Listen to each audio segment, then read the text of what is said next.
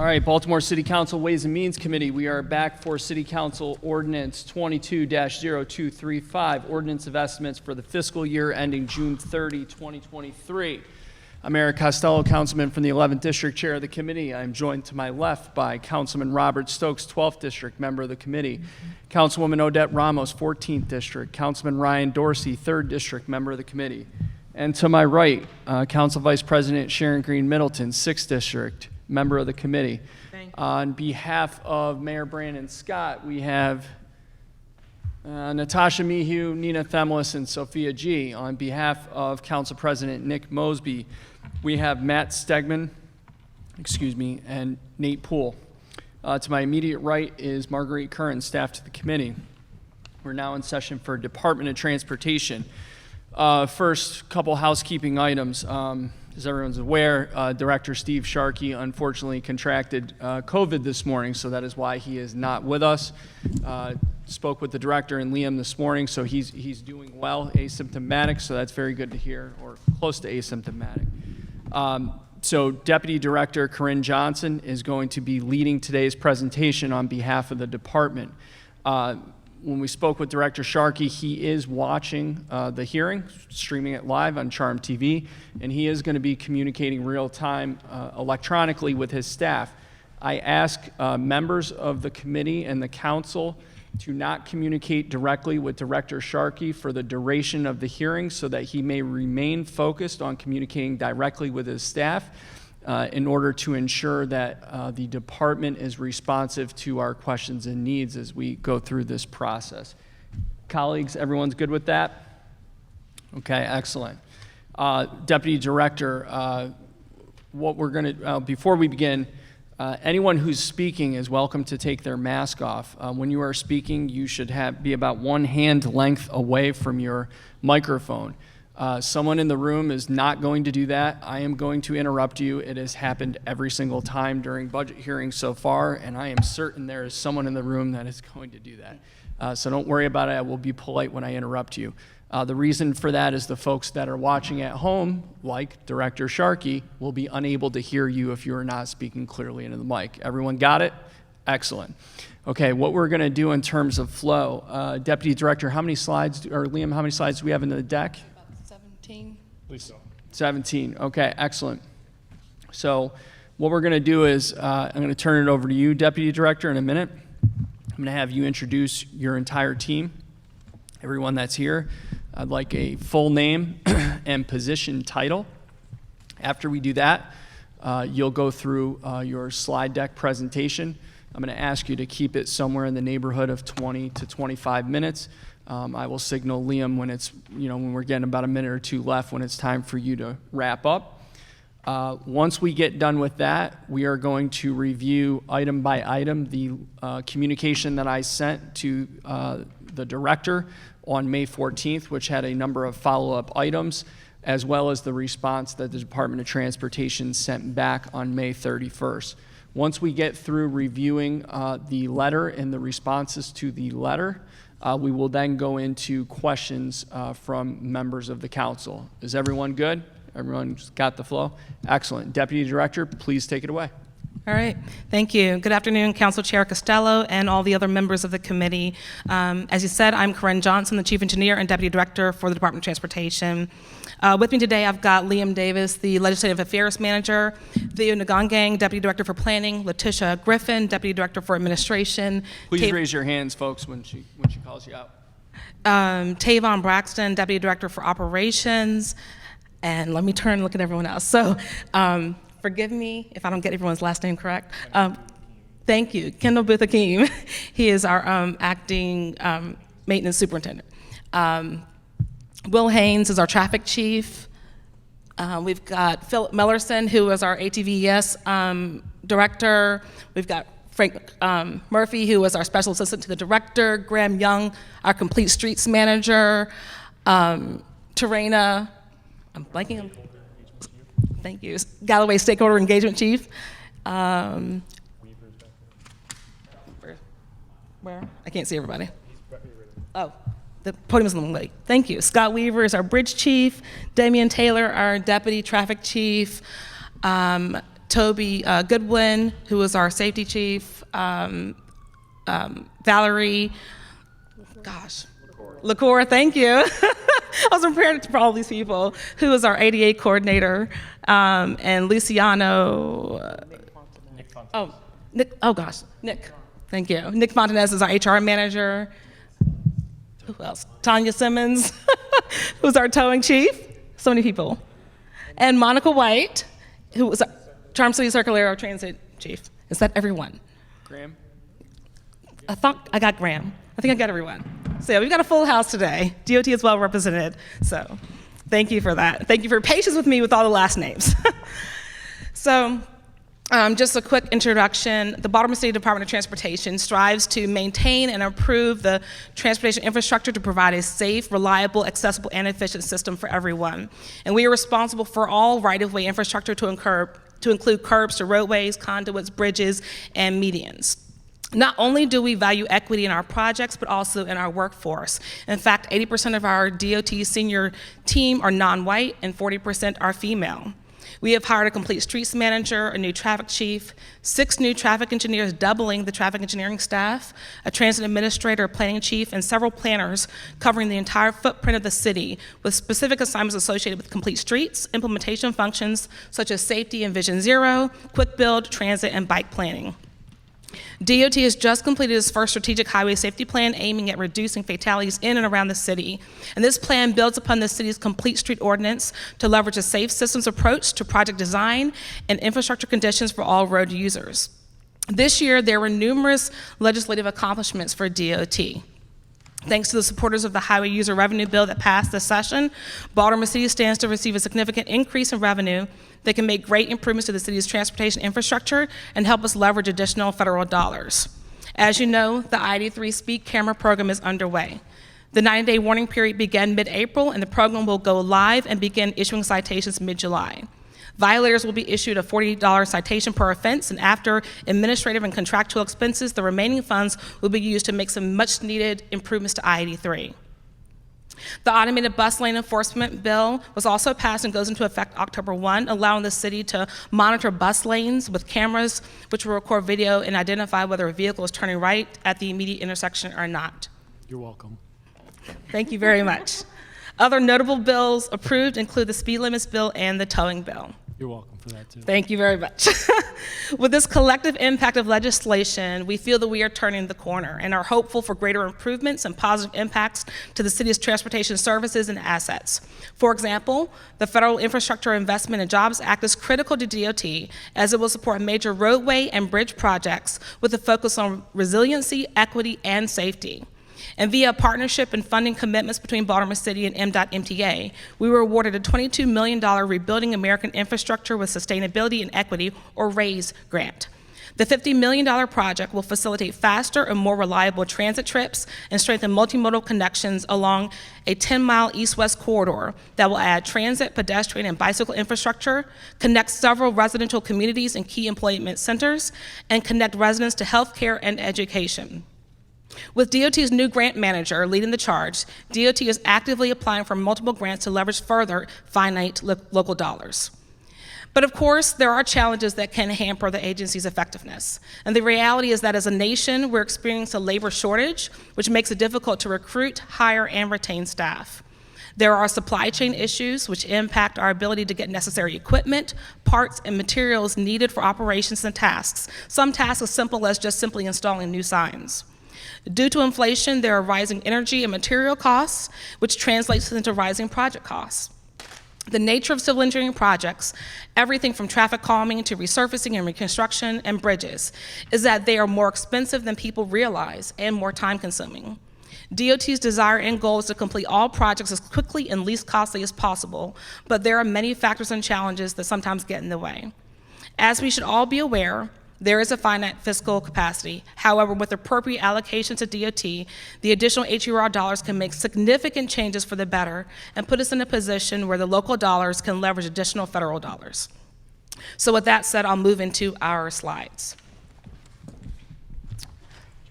The first being street lighting. So this is, in general terms, a maintenance function. This budget covers the 79,000 street lights. Many have been upgraded to LED. The routine outages are repaired based on the calls that we receive, but recognize that certain type of work takes more time to repair, such as the cable faults that require much more extensive work.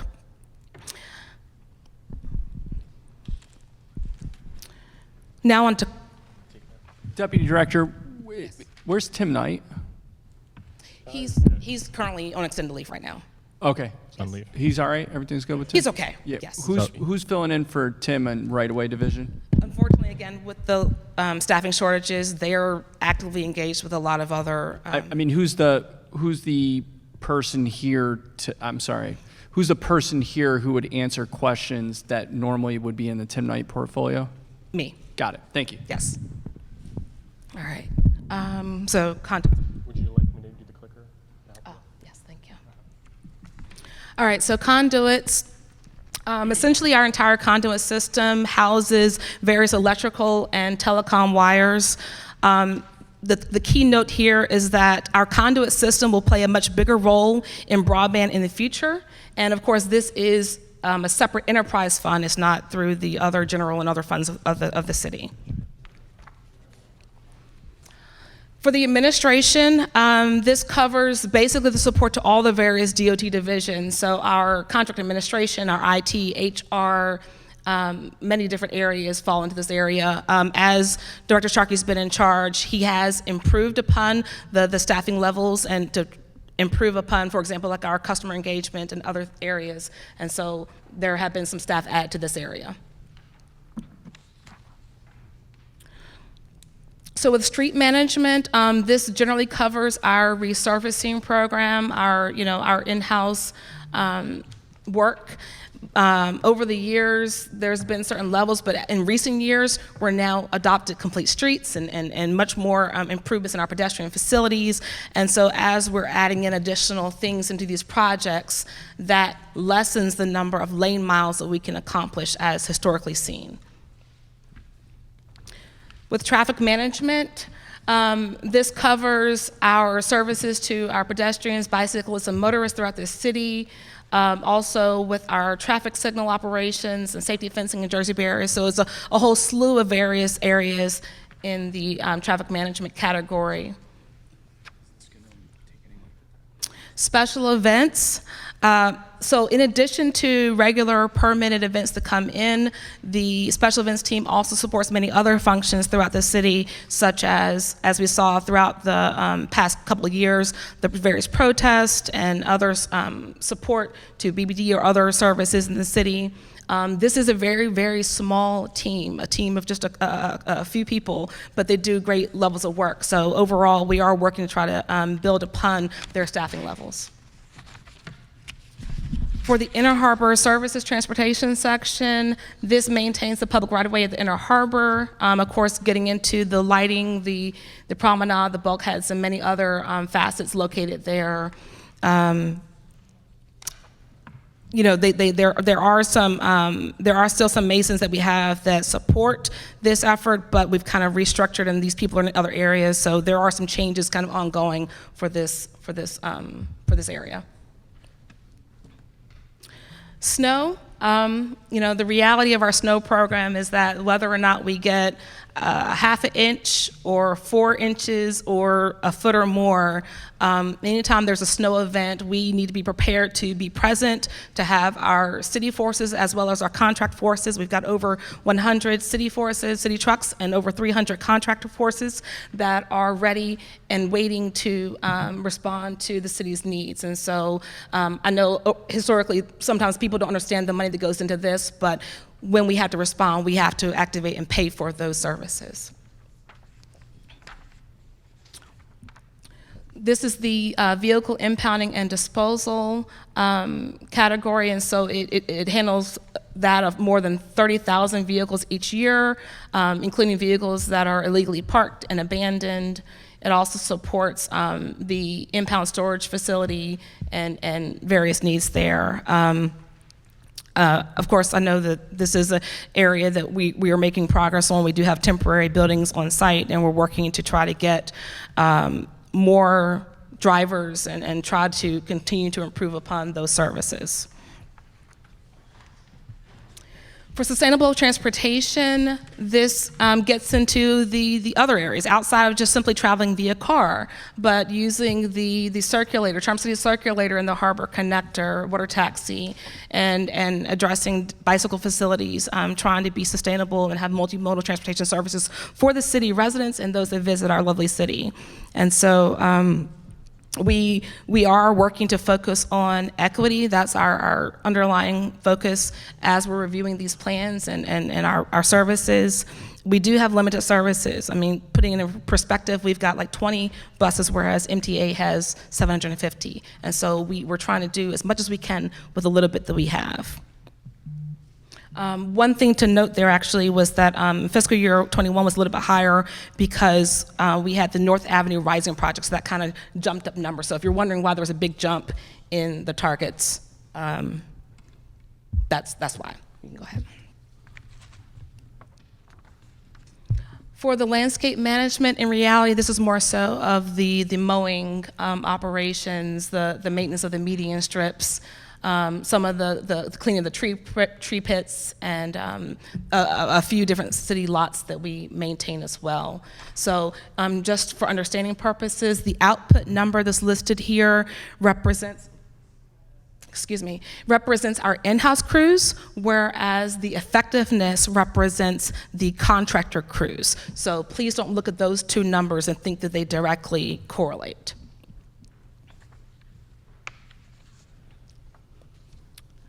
For the bridge and culvert management, we've got 305 bridges to ensure that they are safe for our motorists, pedestrians, bicyclists, everyone who uses those.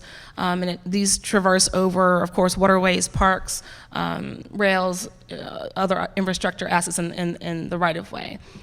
Included are the federally mandated biannual bridge inspections that we have to conduct. And then there are some bridges that we inspect on an annual basis. Thank you. Obviously, this is one area where we can't falter. It's necessary for the safety of everyone to keep up with this program and conduct the inspections and complete the necessary repairs. For parking services, this is the enforcement of all parking laws within the city of Baltimore. And so it is supported by fees charged for garage and street parking and the various parking permits and parking citations.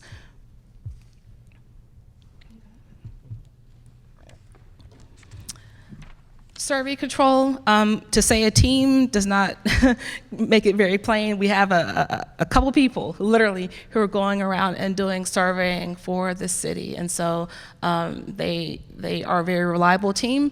But that's why the budget for this group is so low. But in reality, overall, they are saving the city a lot for doing in-house versus it being outside contracted.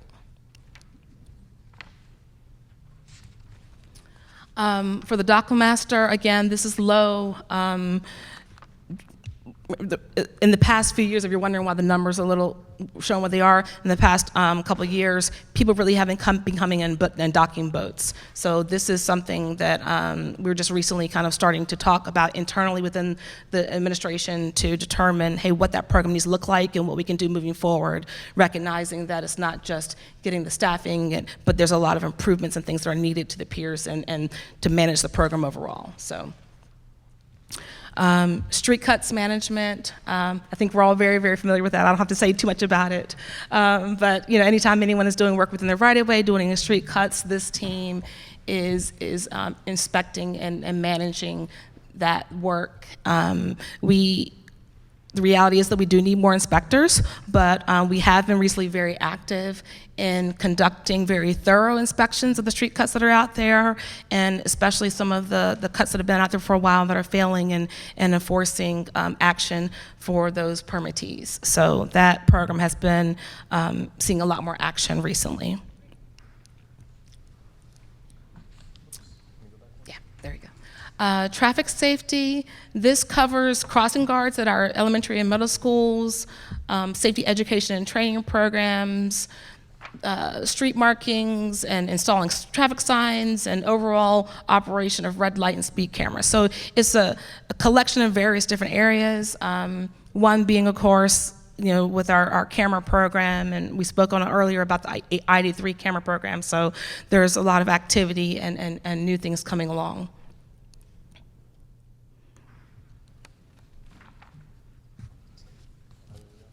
There we go. Okay. For real property management, in general terms, this really covers all of our alley, street closures, easement process that are processed through this group. Again, small team that's doing a lot, and so there are various different permit applications and right-of-way needs that goes through this section, and so there's various coordination outside of DOT with other agencies in that process. Isn't there special events? Was there anything? Okay, got it. I got that order. Okay, so that concludes the slides that we have today.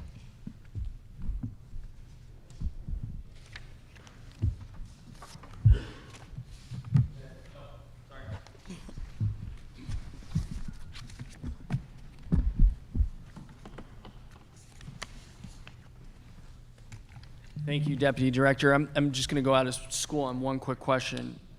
No, I'm not going to do that. All right, the letter, DOT responses. I'm going to do my best not to read the ones that don't require reading. Number one, we sent a request on action on nuisance parking and auto business work group final report. You provided a lengthy response, which seems diligent. I don't know that it addresses all the councilman's concerns, but we certainly do appreciate that.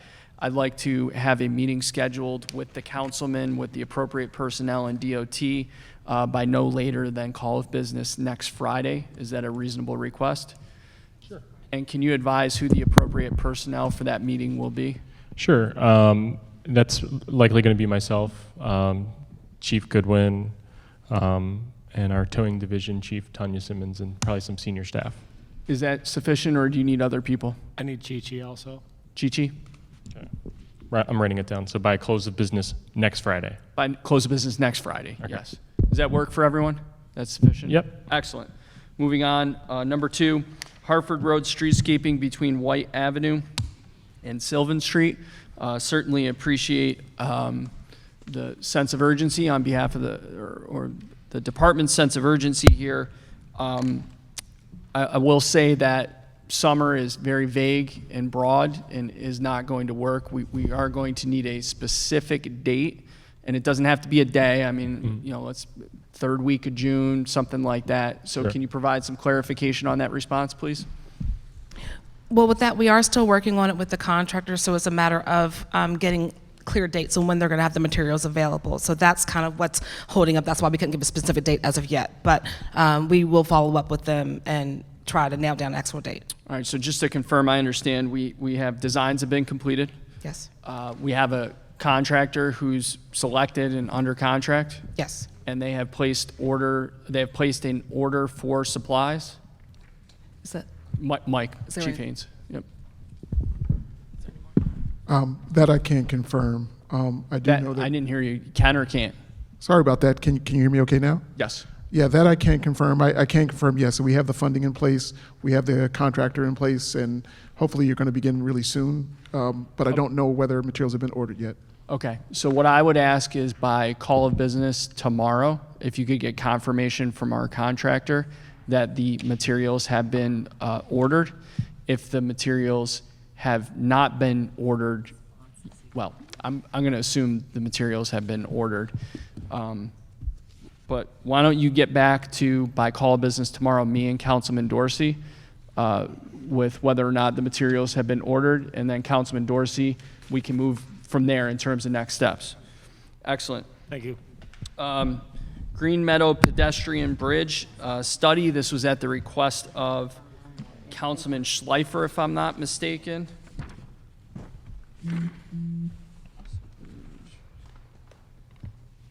So we did a site visit with the councilman. Excellent. Moger and DOT coordinated a meeting with DPW, Rec and Parks. Excellent. Complex. Administration is finalizing plans to complete the study and will provide regular updates to Councilman Schleifer. Do we have Nina or Natasha in the room? Nina, can you tell me if Councilman Schleifer is good with this approach? I can confirm it, but I can't say that I have had that conversation with him. Okay, have we provided any of those regular updates to Councilman Schleifer since May 23rd? I've spoken to him about the bridge since May 23rd. Excellent. Okay, if we can, all right, so Nina, we can carry that one offline with Councilman Schleifer. Thank you. Number 4, traffic circle at Bancroft Road and Wirt Ave. That request belongs to Councilman Schleifer. He seems to be a frequent flyer in here.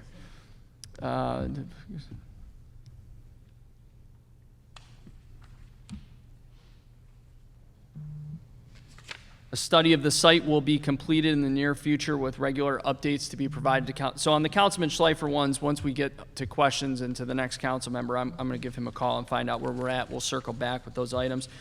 Installation of multiple speed bumps at 3 locations in the 14th City Council District. That would be Councilman Odette, also known as Councilwoman Odette, also known as Councilwoman Ramos. I know we saw the designs, Liam. I want to thank you for sharing those with me. Excellent work. Where are we at on this? Yeah, I can jump in here. So we did get the design work done. It is a significant amount of speed humps. I think it's roughly 29 speed humps. In a good year recently, we will do 20 per year. So 29 in District 14 is, you're getting a really great... I'm really grateful, thank you. Yeah, no, and we're actually grateful that you love traffic calming so much, because we do too. So the estimate for, because we're going to use contractors to get this work done so that it doesn't impact our in-house crews, so that no other council districts are impacted. And right now, that estimate's coming in at roughly $272,000. We have identified the budget account. So we should be moving forward to get it done during this summer season. So this says during calendar year 2022?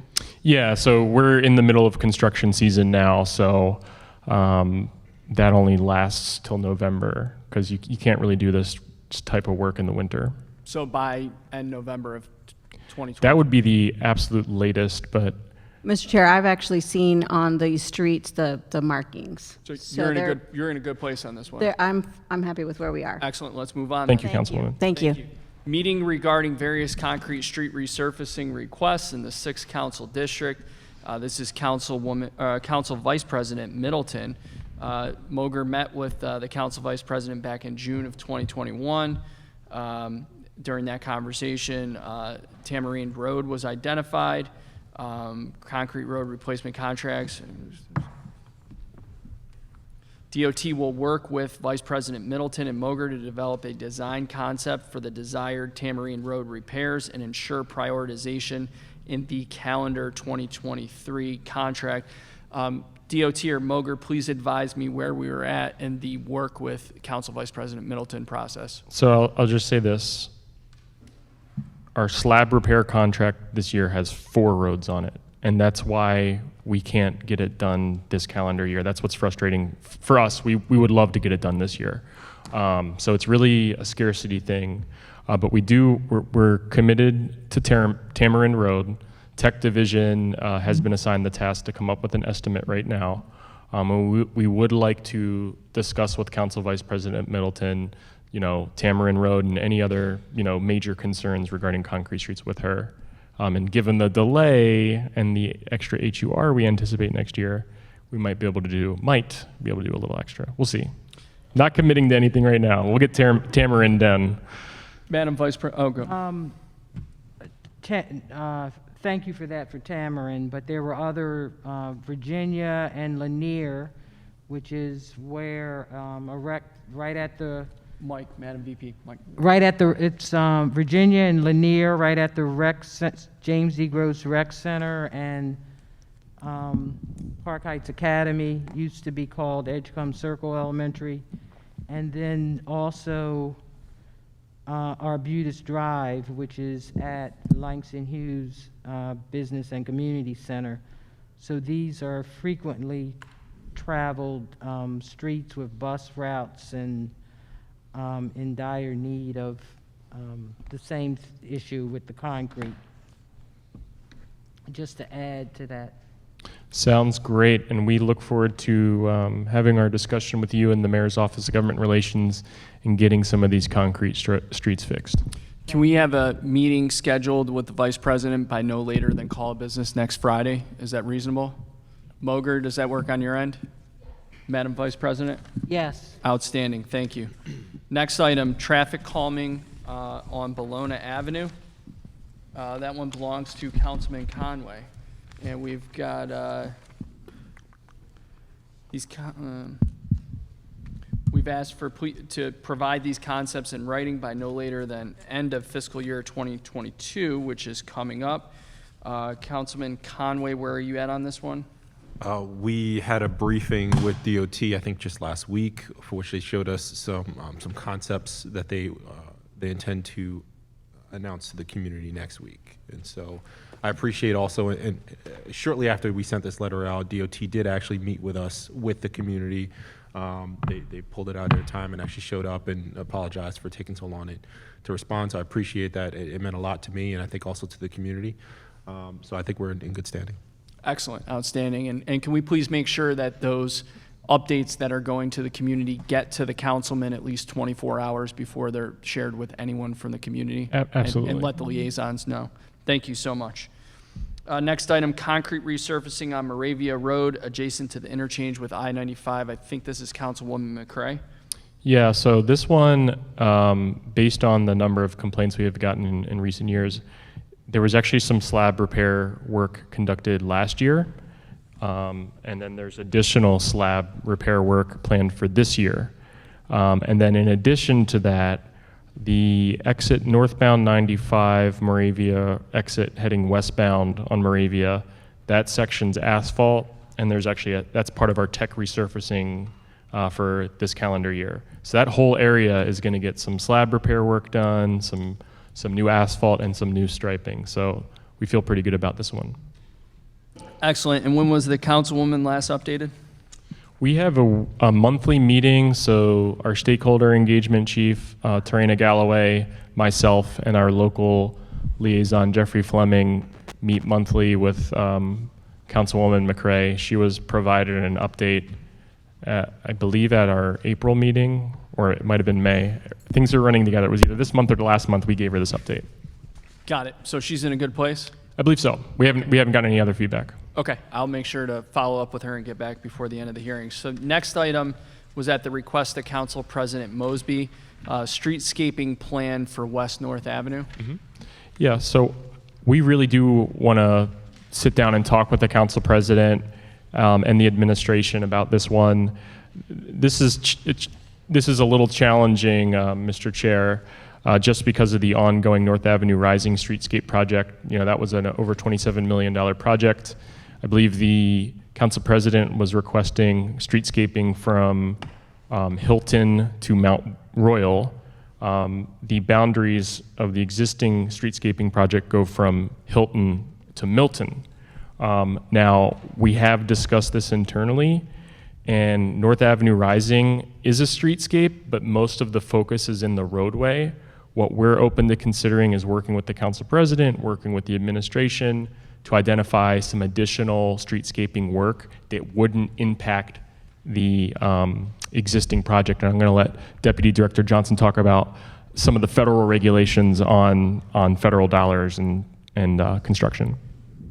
So the one thing we have to be mindful of and be careful of is that since the federal dollars are in this North Avenue Rising project, any work that's completed under that project needs to remain in place. We've got a time period of like 10 years where we can't reconstruct or touch or change it. And so that's why we could look at possible options of adding something to the roadway from other streetscape features. But as far as removing anything or changing anything that we just put in there, that our hands are kind of tied in that sense. So definitely more conversation is needed for that. Where we think we can find something that works is more in the pedestrian area and maybe in like decorative lighting.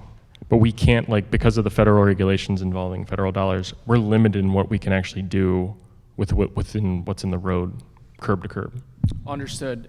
So what I'm going to ask is, by no later than next Friday, call a business, that you schedule a meeting, an initial meeting or discussion with Matt Stegman from Council President Mosby's office.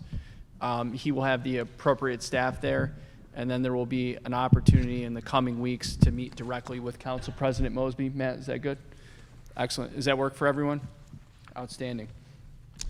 Mr. Chair, can I ask a quick question about this? You only if you speak in the mic. Has DOT actually inquired with Federal Highway Administration as to whether or not the city of Baltimore could make a comparable change at the city's cost if it meant taking out some element of it? Does that make sense? If the city were to say, we're willing to foot the bill to change certain things that would be comparably acceptable to Federal Highway Administration and not as an exception or stipulation in the contract. So in this case, we didn't specifically go to them and ask it just because the staff is already aware of this. The thing is, with the federal projects, we have the NEPA process, and so anytime there's any type of changes or anything to the project, we have to go through that NEPA reapproval process. And so that's kind of what locks us in for the proposed improvements. And so it's not a matter of us just coming in with local dollars, but they committed and agreed to the NEPA plan, committed the federal dollars for the project as they approved it. And so if we change it, then we're in a bad situation with the federal government. So, Thank you. Thank you. Various traffic let me try that again. Various traffic calming improvements in the First Council District.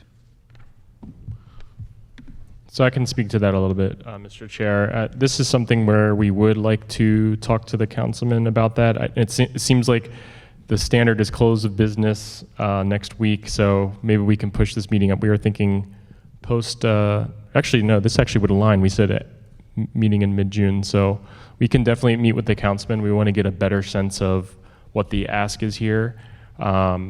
Some of these, I think we're actively looking at. Some other ones, including the request for rumble strips. In my experience since joining DOT, hearing the feedback from our team, sometimes something well-intended like rumble strips ends up creating more noise and leads to more complaints. So we want to be very strategic about this. So when's the meeting with, when do you want to have the meeting with Councilman Cohen? We were recommending mid-June, but if you're... Mid-June? No, that works. Okay. That's fine. So we'll say not the end of next Friday, but the following Friday. Okay. Cohen, 2 Thank you. Fridays. And I was going to check in with Schleifer and McCrae, so that we didn't say anything about scheduling a meeting with them, correct? Yes, I believe you were going to check with Councilman Schleifer on his items, and you were going to confirm with Councilwoman McCrae that she's good with her item. Okay. All right. Resumption of regular operations at Pulaski Highway Impound Yard. So a couple quick updates. It was brought to my attention that the yard, that the structure there, the facility is unsafe for DOT personnel to be working out of. It was then brought to my attention that DOT employees were working out of their own personal vehicles. Subsequently, they were working out of city vehicles. I can only assume DOT vans or cars or trucks. I raised this issue last evening. No, I didn't. The day before. I raised the issue during budget hearings this week, I assure you of that. And I was told by, I want to say, City Administrator Shorter, if not him, someone else senior in the administration, Chichi, you can correct me if I'm wrong, that a construction trailer has since been, a temporary construction trailer has since been provided to that facility for employees to work out of. Is that correct? yes. Okay. And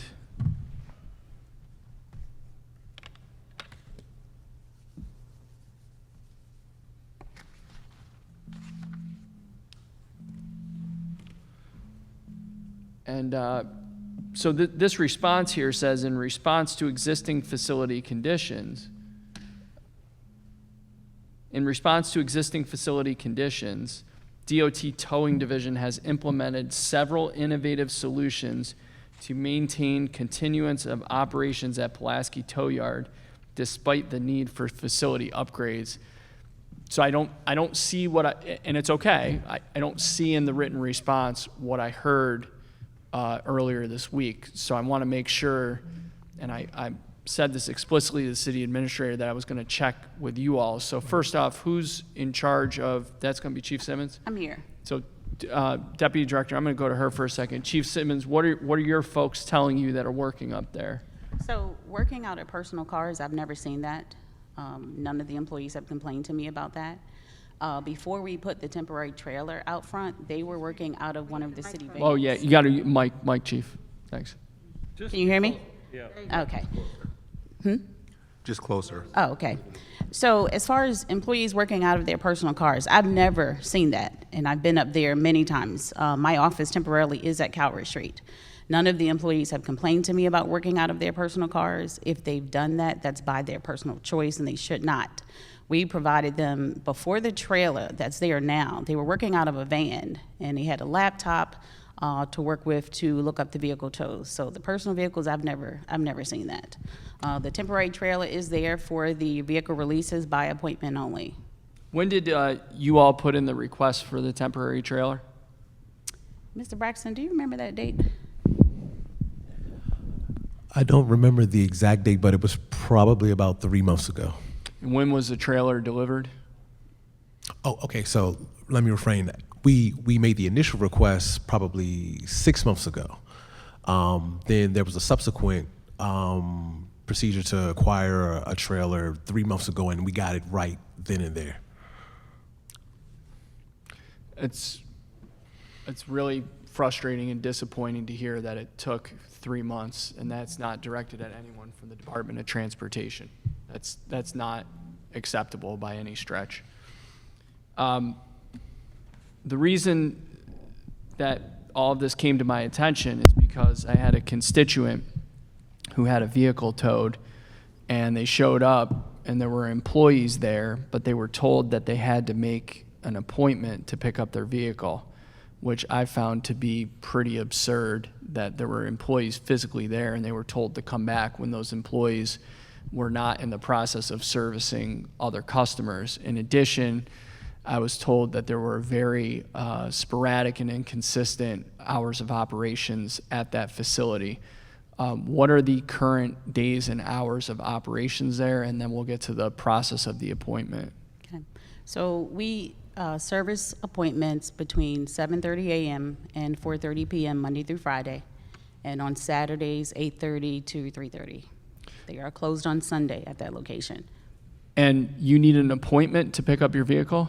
Yes, the counter that was that's inside of the admin building, that customer-facing counter, we don't operate there. So we do have 3 to 4 staff in the trailer every day, and it is by appointment only because 3 or 4 people just cannot service the volume of people that were coming into the admin building when the counter was open for customer-facing. So we do have them scheduling their appointments to pick up. We did implement online bill pay. We had created a centralized email for customers to send all of their documents for verification. When the documents are reviewed, the customers are getting responses through email every step of the way. The first email that they get says your documents were uploaded successfully. The second email says that your documents have been approved and ready for payment. Once they make the payment, they get an email saying the payment has been made, and then we contact them to schedule the appointment to pick up. Thank you. Chief, first, I've always been a very huge fan of yours from your time at DPW, and always been deeply appreciative of your support for my constituents. Chi-Chi, this is not an acceptable response at all. This process needs to change. If a vehicle is towed in the city of Baltimore, you should be able to pick up your vehicle during normal hours of operation and not make an appointment. Would you agree with that? Okay. So I'm asking you to work with DOT personnel, director, deputy director, of course Chief Simmons, because this is her shop and she knows it better than anyone, to come up with a written plan for how we are going to fix this. I don't even know the right word other than to say it just needs to be, you're going to have to grab Mr. Braxton's mic.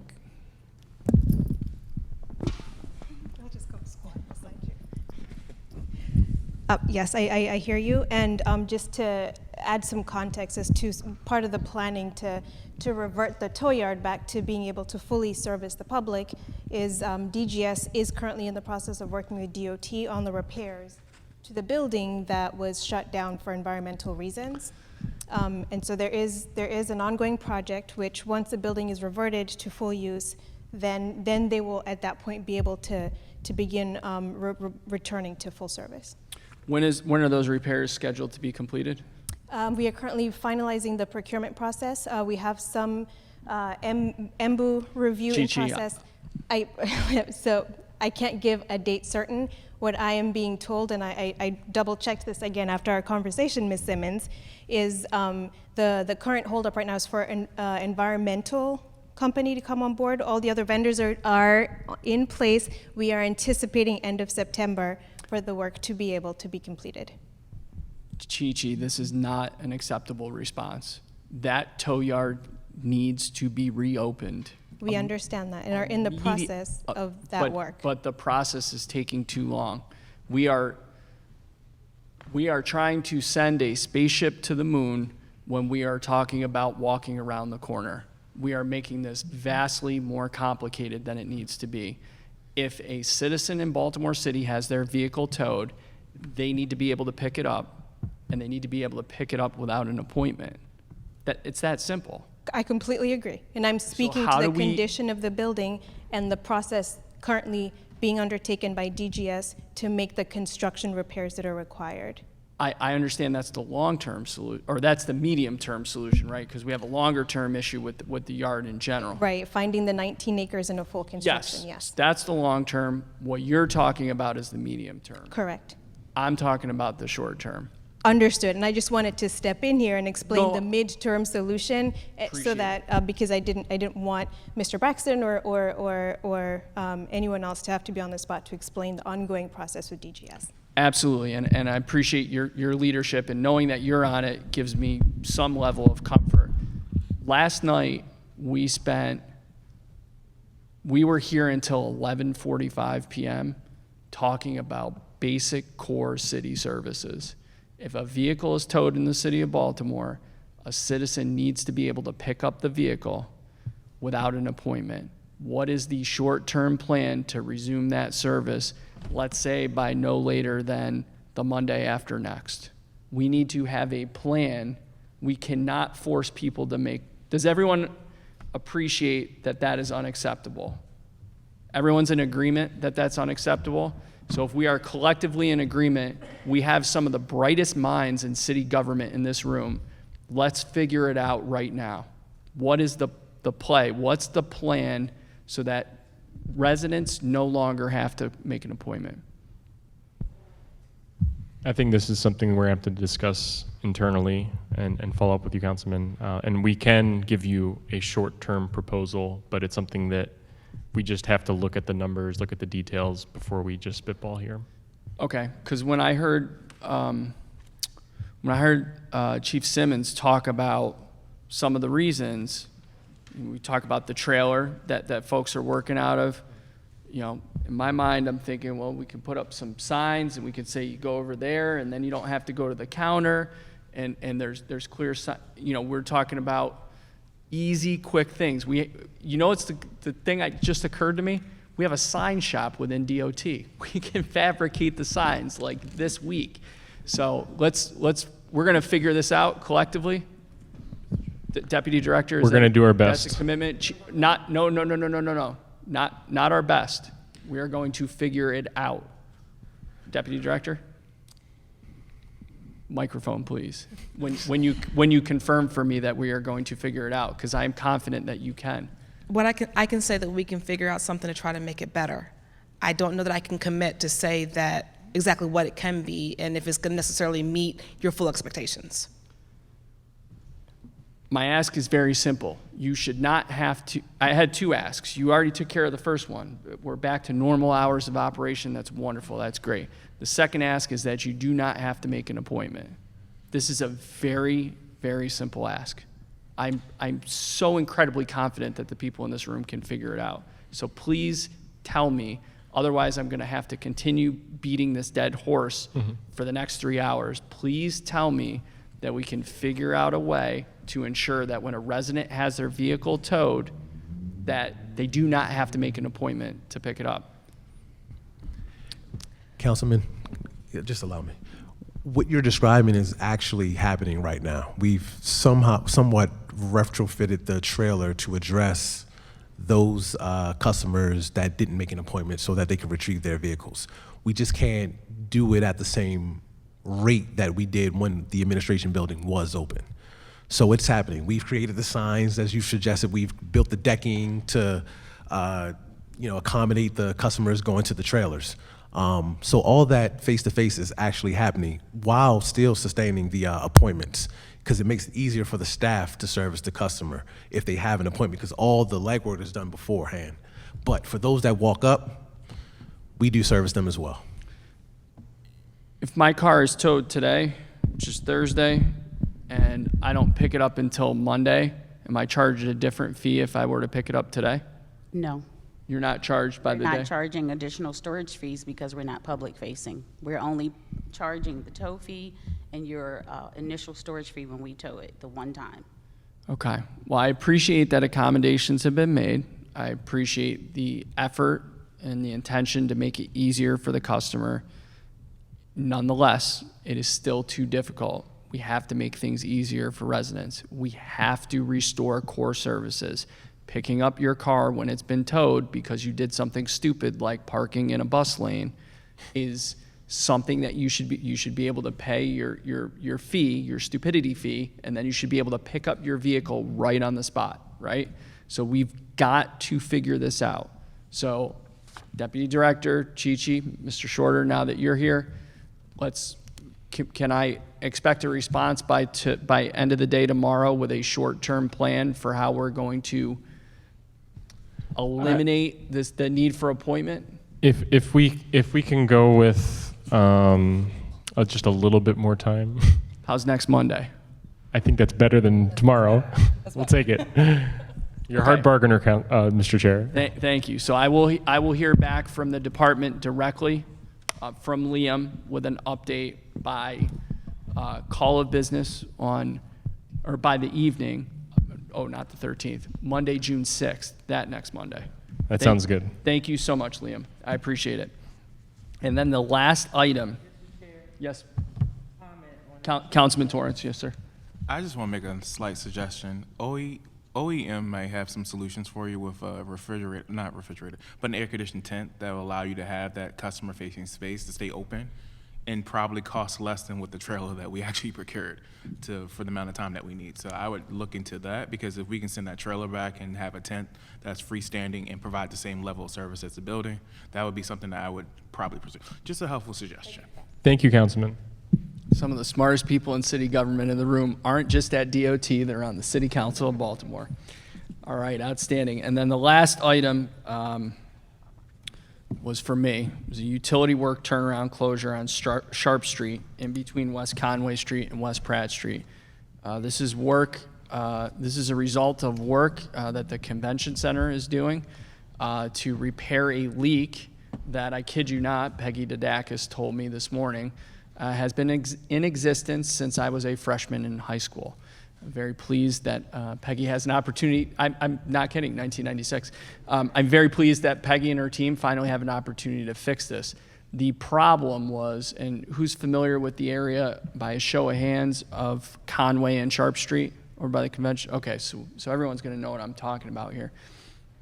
The problem is that the roundabout directly adjacent to, specifically west of Old Otterbein Church, has been closed down, which creates a number of traffic issues getting in and out of Otterbein because the rest of the street is shut down. Myself and my predecessor on the council, Bill Cole, who lives in that neighborhood, met with Liam and folks from the convention center, and I think some other personnel from DOT, back in November. We were told at the time, I want to say this was a 3-month project, then it turned into a 6-month project. Now it's August. None of that is a reflection on DOT, right? That's convention center, and that's identifying this leak that God knows where it is underneath the ground. All that's fine. The problem is that the first 150, 175, 200 feet directly north of West Conway Street on South Sharp Street is shut down where the roundabout is. We need the street closure barrier moved north 150 feet to facilitate the free flow of traffic in that community. Now, I know that my understanding, Liam, there has been 2 occasions where there has been some work done in that stretch of 150 feet over the last 6 months. What I am asking for moving forward is as follows. For those barriers to be moved where Bill Cole and I originally requested those barriers to be moved and kept there. If there is a week in which there is going to be construction there, that the contractor from and Peggy Didakis, who is the general manager of the convention center, which is a quasi-governmental city agency, so she works for the city, that Peggy will reach out to the appropriate point of contact at DOT to give them a heads up so that the barriers can be temporarily moved. But again, we are 6 months in, and that's approximately 26 weeks. And my understanding is that there has only been work for 2 of those 26 weeks in that catchment area. So there is absolutely no need for that barrier to remain where it is. I might want our bridge section chief to speak. Scott, are you familiar with this project?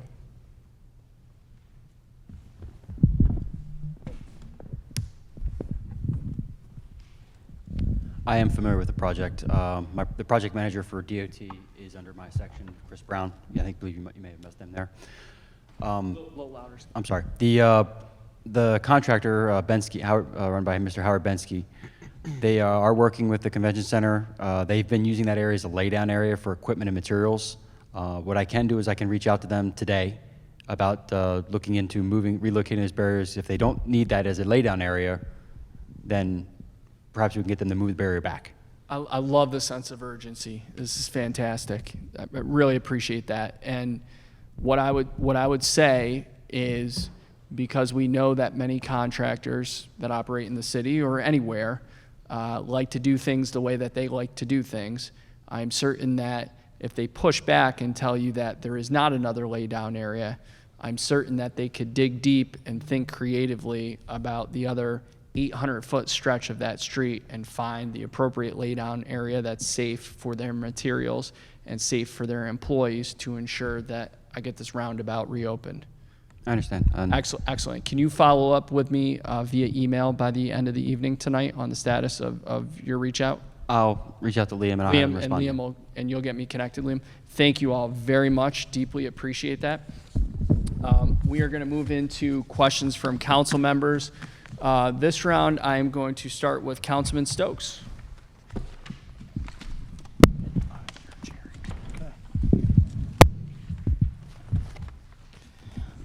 Thank you, Mr. Chair. First of all, I want to thank DOT. I mean, I know y'all get beat up all the time, but I'm going to just talk about some traffic calming that's been happening in my district.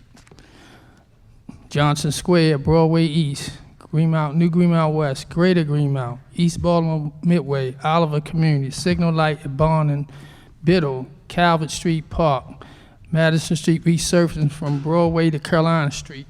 And if I missed anybody's name, I apologize. But Graham, Ms. Galloway, Liam, Frank Murphy, Chief Goodwin, I can't remember his name. Damien. Huh? Damien, yeah, thank you. And that's not enough, I'm greedy. So I wanted to thank you guys for that. I really appreciate it in the community also. But I have 2 questions. Oh, real quick, Ms. Galloway, thank you for reaching out to Ms. Joan Floyd about the Sisson Street Bridge, because we all know Ms. Floyd. She is consistent and she want to get the right answer. I just wanted to, Chief Goodwin, can you talk about our crossing guards? We know I get a lot of calls from schools in terms of we got a shortage of crossing guards. One is, do we still have funding in the budget to hire them? And what is the problem in getting those crossing guards hired? Well, fortunate enough today, Councilman, I'm happy to say that we just brought on 5, and they will be going to their corners tomorrow. Over the course of the last couple of years, we have had some challenges with hiring guards, and I'll give you a prime example. We had a virtual hiring event with DHR in February. We had about, I think, 20 individuals who applied, and we ultimately only had 6 out of that group to come on board. And oftentimes we lose them in the medical process when they go through their medical examination.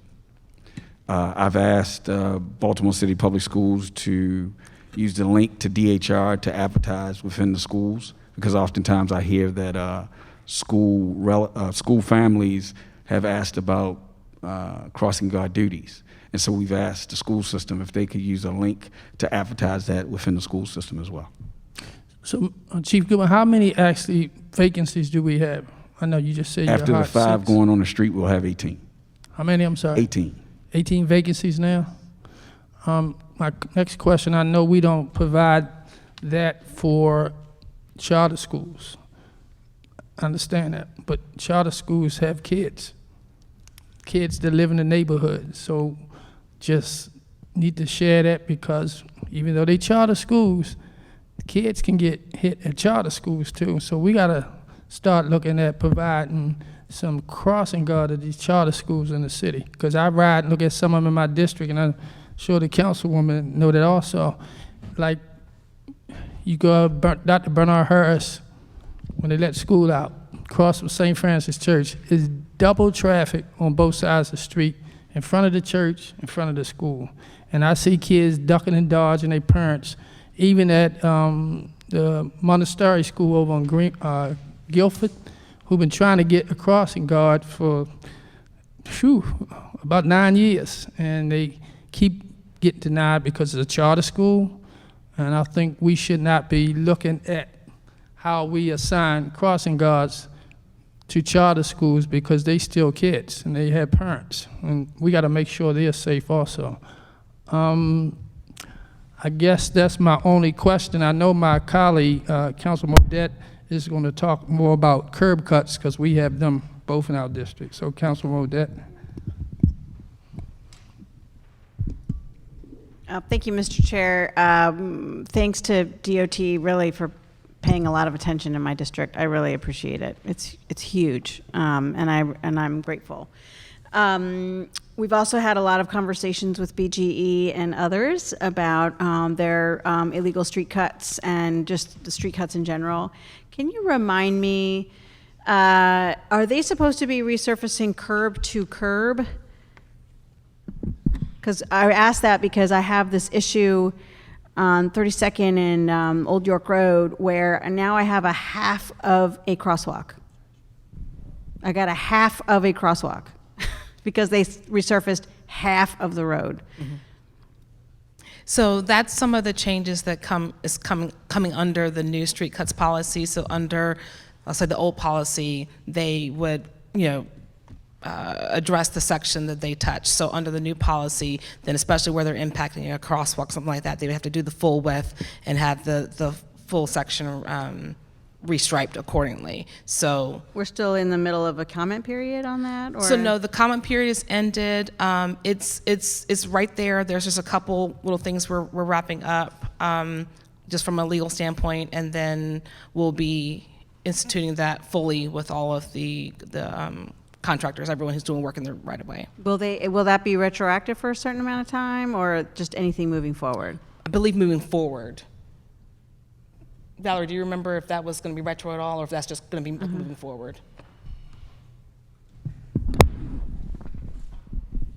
So the street cuts policy will be enacted when the Department of Transportation submits it to legal reference, and it's on that day that it becomes fully enforced. But I won't be able to get a full crosswalk on 32nd and your Old York Road. So no, but that's noted. I understand your concerns, and that can be addressed. So Yeah, I appreciate that, because there's a, yeah. Could you Yeah. explain your request so Ms. No, Kern no, I can think they're going to take their, I mean, the question was about when the street, you know, the street cuts policy. And now we know that it will be, as soon as it's submitted to legislative reference for the APA, then it'll be activated, and then you'll have inspectors out there making sure that folks are doing curb to curb. So it'll cover the permits moving forward from that point, yes. Gotcha. And you did point out that you need more inspectors. Yes, we do. That is something that we had talked about with BGE as well, because BGE is a huge violator of the street cuts policy, like huge. BGE, all of it, the public. BGE is the worst violator, and it makes me mad. So have we started having more conversations with BGE about how to make sure that they're not such a violator?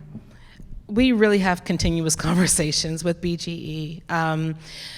Yes, we need our own internal inspection staff to increase for street cuts, but they as well need to increase their inspection staff. So I don't know as of now what efforts they're taking to try to increase their staff. I know they were talking about it, but I'm not sure specifically their numbers. But whether every time we see something, our inspectors are on it. If I see something, the inspectors are on it, and I'm also personally reaching out to the contacts at BGE. We have our routine meetings with them where we're discussing this and other issues at our more senior level, and then at some of the other lower division levels as well. So it is a continuous process. It's going to be a continuous process improvement process. Right. So. We're going to be convening another meeting with senior leadership sometime in the fall, with the city administrator as well, so that we can continue those conversations. I'm looking on page 389 under streets management, service number 683. The sentence is incomplete there. Do you have an insert or anything, Liam or Nina? Total number of land miles resurfaced by internal crews was impacted by the implementation of a big space. So this is on the Page 389 of the book. on the presentation. No, it's in the budget. Oh, it's in the. I know that my office did bring it to your attention. Okay. You did bring this to our attention. So let me just double check. What page is that again? Oh, I think that's what I mentioned in the presentation. So with doing the ADA and other, I believe that was having to add in the additional things outside of just resurfacing, then that allocates some dollars to those other pieces of the roadway work, not just the resurfacing. So moving forward, whenever we do resurfacing or any other improvements to a roadway, we have to look at other aspects like the sidewalk, the ramps, and other things as well. Yeah. So that was the other thing we touched on. Deputy Director Johnson touched on this earlier, like inflation. We're seeing rising materials costs, and then also this was discussed, during the deliberations on the Complete Streets Ordinance that would lead to higher resurfacing costs because we have more elaborate striping. Our in-house resurfacing now includes new ADA ramps. Okay, I appreciate that. Can we get that complete sentence in there? Could that be added? Yeah, so if I can just clarify, Maggie Keenan, BBMR, that's been corrected in the online version Okay. of the book. It's been corrected. So the print, we were too late. That's our mistake. Okay, Oh, so I'll just download it from the online, that's fine. Real quick, colleagues, this is a budget hearing. If you got any personal stuff you want to talk with DOT, that can be a side conversation. So we dealing with the budget stuff. Right, understood. I was just looking at the fact that this budget book was not complete, so that's what I was asking about. So, okay, I have some other questions, but I'll pass it along to the next. Council Vice President Middleton. Thank you, Mr. Chair. First, I just want to just thank the whole entire Department of Transportation. You have always been very responsive. Just everyone that I or my office call, you are right on it. So I appreciate everyone for what you continue to do around the entire city. So my first question, you notice throughout the city, especially during the summertime, we get a lot of those illegal we buy signs and service signs, and They're posted on gateways and light poles, business corners, medium strips. And at one point, DOT was like proactively taking them down. And I'm feeling that this is a great opportunity. If you have summer youth workers, that if you develop some strategy where it's a team that can continue to watch and take those signs down. And I think, too, there's something in the laws that if something about a community, some of the money or something can go to the community when they're fined. So it's really gotten to be a problem throughout the whole city, and it's a beautification thing. Liam, it looks like you want to comment. Yeah, so we're going to pass it off to our Maintenance Division Chief, Kendall Abu Hakim. Good afternoon, everyone. Previously, we would have our landscaping division be primarily focused on removing those illegal signs. But we since saw an opportunity for all of our sections to participate in removing signs from the medians as well as the right-of-ways. So in the last 2 weeks or so, we have given our teams instructions to remove any signs that they see, whether it be advertisements, political signs, any of those things. I will mention that we can't remove signs from anyone's lawn that may butt up against our right-of-way. So we're very cautious about dealing with those signs, but we do remove those from the right-of-ways and the medians. And that's happening throughout our maintenance division. Have you been enforcing it? So my understanding on enforcement, we will rip them down. My understanding is HCD will actually issue the fines when they conduct an investigation of who's responsible. Okay. And then my second question, Mr. Chair, how are you using highway user funds? Some streets, as you know, most of us earlier, the chair had mentioned how a lot of our streets dire need of resurfacing all over the city, and we're getting complaints where residents are, have to get car repairs and so on. I recently myself had to get a new tire, and then 2 weeks later another nail in the same new tire, which cost $300-400. And our constituents are having the same problems. That was a nail from, I know, a construction site. Yeah. It happened right after that. So cleaning up our streets and the resurfacing is so important. So is there a... Yeah, so very excited to report this. We haven't really advertised it much because we're still doing a legislative breakdown with the Mayor's Office of Government Relations, but it isn't hyperbole, it isn't an exaggeration to say this past legislative session was arguably the most successful legislative session in the history of this department. One of the main accomplishments was reversing the HUR cut to localities. No local government in Maryland was harder impacted than Baltimore City, and the cuts were applied during the Great Recession, way back in 2007, 2008.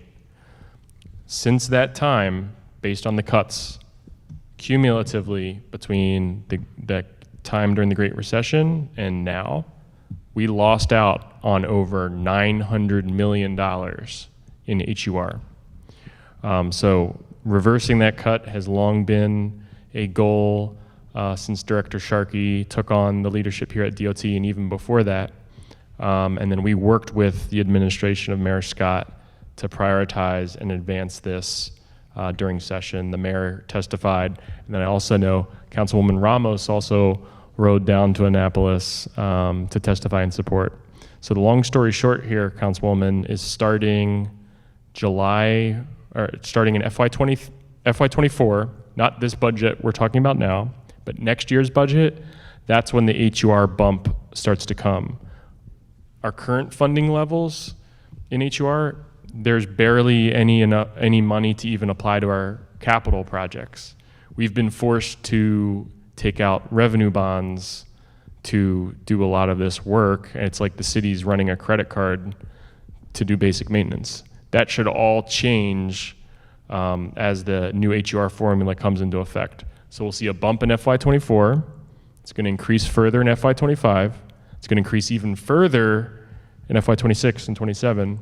And then from that point on, we'll have to go down to Annapolis and make sure it doesn't get cut again.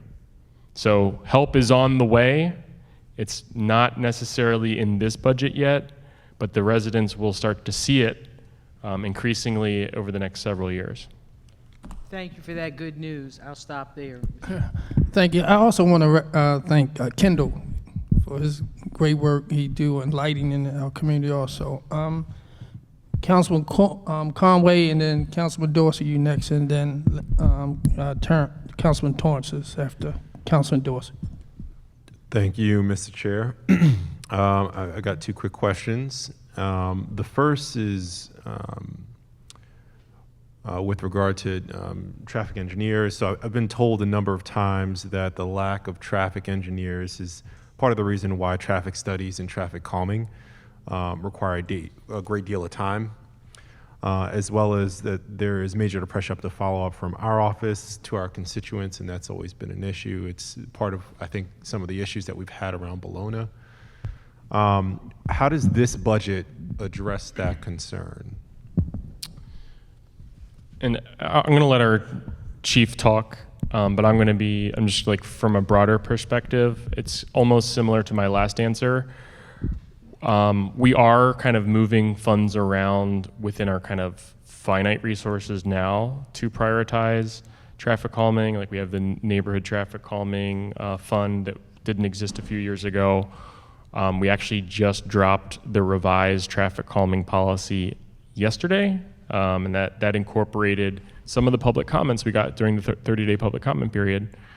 So we are taking steps to put us in a better position to be more aggressive on traffic calming and have greater capacity to do it. But I feel like our capacity there, and I'm going to let our chief talk, our capacity really starts to increase once those extra HUR dollars come. And that's, I'm going to let William talk a little bit more about that. Yeah, I mean, I can just add a little. I think Liam did a great job answering that question. One of the steps that I've tried to take here recently is to actually divert money within our capital reserves from projects that we had on the books to get that local revenue that allows us to proceed with some of the quick build projects, allows us to get some of the traffic calming improvements incorporated. We do have internal staff also that do traffic calming projects that put in speed humps for us, but we're also dovetailing that with using contractor resources. And if I could add another thing, under credit to Will and to Damien, more recently they've been looking at and changing the way they're going about doing traffic calming. So historically, a citizen, elected official, someone would send in a traffic calming request. Whoever was assigned that would go out and review that one request and look and see what's needed.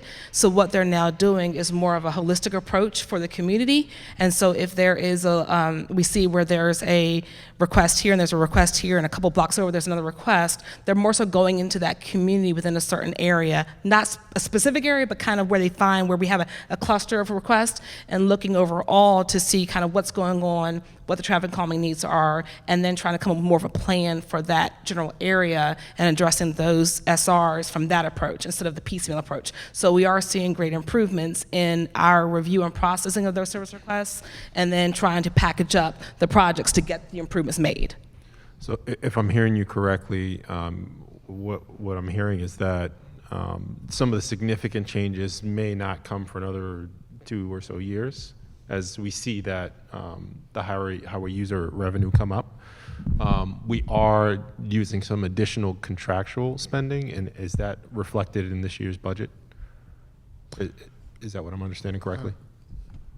Well, this would be more so the operating budget. So for the contractual side, it's going to fall more into the CIP pots of money. Okay. So this covers, let's say, some of the staff that are possibly out there doing some of the operational needs. But as far as the actual work and assigning that work, that's in the other. It's going to be a capital budget. Yes. Got it. And then also we've kind of changed our process for managing these projects. We have. Okay. That helps. Thank you. The other question I have our vice president has had a very good experience, I think, with responsiveness, and I've had a mixed bag, unfortunately. Unfortunately, my staff, myself, and my constituents have unfortunately gotten the silent treatment, just no response sometimes. It's the community liaisons that we've been working with have sometimes not really met the standard that we would hope for from the city. As one example, one of my staff members has been waiting for almost a month to hear any sort of update on a large sinkhole in a sidewalk. How are we addressing that communication deficit? What are we doing to make sure that we are as responsive as possible? I know it sounds like this is an issue that kind of is different from district to district, I guess, maybe depending on who we're working with, but how are we tackling that issue? And we have our stakeholder engagement chief here, but I want to say this, like, because there's so much volume that we have, what I often encourage all of your colleagues to do, and actually our state electeds too, let's go through the appropriate process first, 311, talking to the community liaisons. But if your expectations aren't being met, or your staff's expectations aren't being met, that's when you would flag it with either Terena or myself. And then if we drop the ball, which we try not to do, then it gets elevated to some of the deputy directors and eventually to Steve Sharkey. I appreciate that, and certainly Liam, you've been phenomenal. Terena, a personal friend of mine, also. We are very cognizant of continuously going to you for sometimes small things. If there's anything we can do, or that we can begin to think of doing in order to help out with those community liaisons, so that we're not coming to you for really sometimes small stuff, I think it'd be really meaningful for our operations in the district. Sure, and I think we appreciate the feedback. We don't want any balls being dropped, and then that impacts our time here before the city council. So we'll stress the importance again. Sometimes a helpful reminder, goes a long way. And I always like to tell people, I think I've said this to Councilman Torrance before, it says mayor and city council on your check. So we'll remind people. Yes, it does. Yes, it does. Thank you, Mr. Chair. Councilman Dorsey, and then after Councilman Dorsey, Councilman Torrance. Thank you, Mr. Chair. I'm going to come in right away here with a few very direct requests, and then I'm going to ask a question that is, I think, relevant also to Councilman Conway's concerns. On February 2nd, I sent a detailed and pretty straightforward explanation of some research and reporting that I wanted done related to ATVES in preparation for a hearing that ultimately occurred on March 22nd, so 7 weeks later. That work was not done in preparation for that hearing. We had a follow-up meeting on that on April 14th. It was very clear coming out of that meeting, and in all the subsequent conversations that I've had with anybody about this, that the problem here is DOT's data staff not being given open access to the data on the ATVS. I want to know by end of day tomorrow that your data analysts have been granted full and complete access to all of the ATVES data. That's a request. Real quick, can that be done? We're going to talk internally, and we're going to try our best to hit that timeline. I do know the councilman has been asking about this for a while, and our team is familiar with this research. Let's stay in contact. We'll do our best to hit tomorrow. I need to know tomorrow that the ATVS data has been granted access fully to your data staff. This will be on my calendar tomorrow, and we'll have that conversation with our team. Thank you. Next, I'd like to know by close of business Monday that the towing rate cap has been conveyed to all trespass towers in the city. The Attorney General of Maryland issued an opinion, a 22-page long opinion that the Baltimore City Law Department sought and spent nearly a year back and forth with the AG getting. That was dated April 13th, conveying a final opinion on the interpretation of the law, the state law on towing rate maximums for trespass towers. That opinion is dated April 13th. It was conveyed to DOT on April 19th. I need to know by close of business Monday that that towing rate maximum has been conveyed to all of the trespass towers in the city of Baltimore, because many of them, to my knowledge, are still charging above the legal maximum simply because DOT has not conveyed that information to them. So we have a work group for the tow board, and we're in the process of really updating and modernizing all that language. So we will, I'll talk with Tanya after today's hearing, and we'll talk with James Turner, who's our policy analyst, really assisting there, and we'll make sure that that this is conveyed. Yeah, whatever that work group is doing, this is a matter that is incredibly straightforward.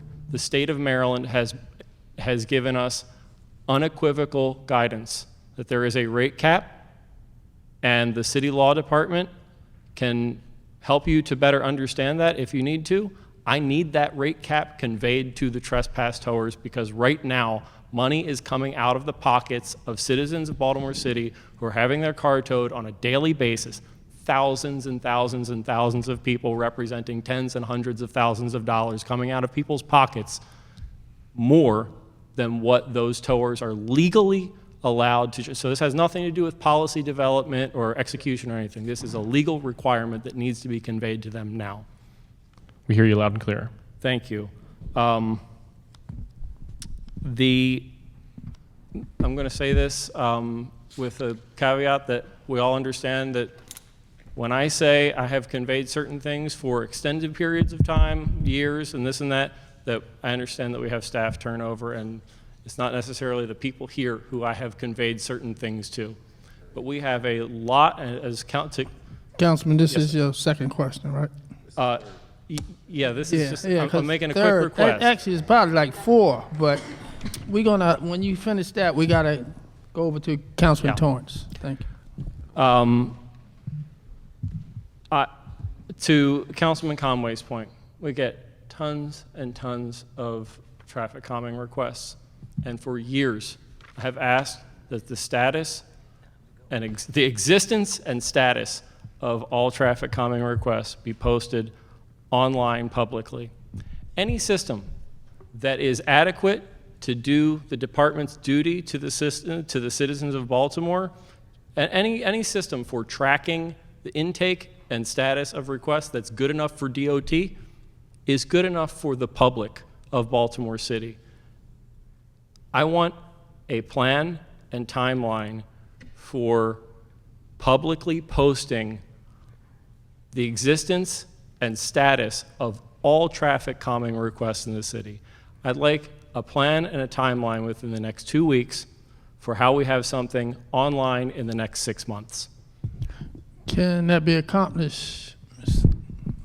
And so we have our towing division chief here, and I would like William to chime in. And we did talk about this. We did. Or excuse me, traffic. Excuse me, I got towing on the mind. Traffic division chief William Haynes. So I really would like to hear from William. You know, I think during our conversation, Councilman, one of the things I had asked is, are there best practice examples of what you're describing elsewhere? And I think your response was you didn't care. You would like us to do. That's right. I don't care if there are existing best practices. If I can write a spreadsheet that tracks the hundreds and thousands of service requests that come into my office with absolutely no background in Excel, and I can post that to Google, to a publicly facing site with literally no experience or training in computer programming or anything of the sort, DOT can figure out tomorrow how to post publicly all of its requests. And again, I want William to chime in, but Yes, my only please. concern here, based on a lot of experiences where we have worked together on stuff, and I think we've had a lot of success on things, and some have taken a little slower than you had hoped. we have been very clear and transparent at the opening of this hearing, you know, that we're really trying our best with the resources that we have. And when we add on additional commitments, it can take our eye off the ball of what our real task is. So I'm going to hand it to William to kind of take it from here. If I can, I'm just going to respond to that because there is an enormous amount of time sucked away from many, many people's daily work capacity by having to follow up over and over and over again, what is the status of this request? The amount of time that it would take to produce a public-facing system for tracking so that collectively we don't have to do any more of this, what is the status of this? And at least, you know, at least to some significant degree. That is a time savings. That is something that gives us more capacity to do more, not takes away from our capacity. Okay. Well, we waiting for. Let's see what the traffic division chief has to say. Okay. No, I can certainly appreciate the need for greater transparency. And, you know, part of our goal, Deputy Chief Taylor and I, is to, you know, often we get requests from individual council members, you know, what is the status of this? Or your staff may be reaching out to us as well. And our goal is to come to you first, is to have routine updates, whether it's monthly or quarterly. Hey, this is the status. Here are all the service requests that are open in your district. In fact, I just sent all the service requests that are open in Councilmember Ramos's district to her this morning. So she knows every single request that's open. You know, we're still working through the status. I mean, it's literally hundreds and hundreds and hundreds. What we're finding is also there's a lot of overlap, so a lot of redundant requests, and some of that's related to just the length of time. You know, someone waits 6 months, they don't see anything, they put in another request. So there's a lot of data scrubbing that has to take place as well. Ultimately, we do want to get to a point of better customer service where we are sharing information with the public, letting them know that, you know, here's the status, here's why it was declined or rejected, but hey, here's what else we can do if we can't do this one particular thing. So I do appreciate that, and, you know, if we can have the opportunity to increase the level of transparency and communication with you and your staff, I mean, I hope that that could be a proxy for what you're asking for. I do not know what it would take to do that publicly. I know you're saying it's just posting something online, but, you know, in terms of the work we're doing right now, we're trying to get to the root of your concern, which is more transparency, more information. We're increasing our staff, you know, through Director Sharkey's support. You know, we have 4 more engineers that we're recruiting for right now. So that's going to allow us to really be, you know, more responsive, to provide better updates, and also more timely closure of the request, so people aren't waiting for weeks, months, and years to hear what the status is. I appreciate that. Councilman, we got to go on, Mr. I know, but I'm trying to wrap we this got to up. go to Councilman Torrance. He's been waiting. And Yeah, I'm trying to wrap up this request. We're going to get the request. What day can you get that information to? I need to respond to this. No, sir. Working with us. No, Councilman, we're not going back and forth with that. What day can you give him the date he requested for that information?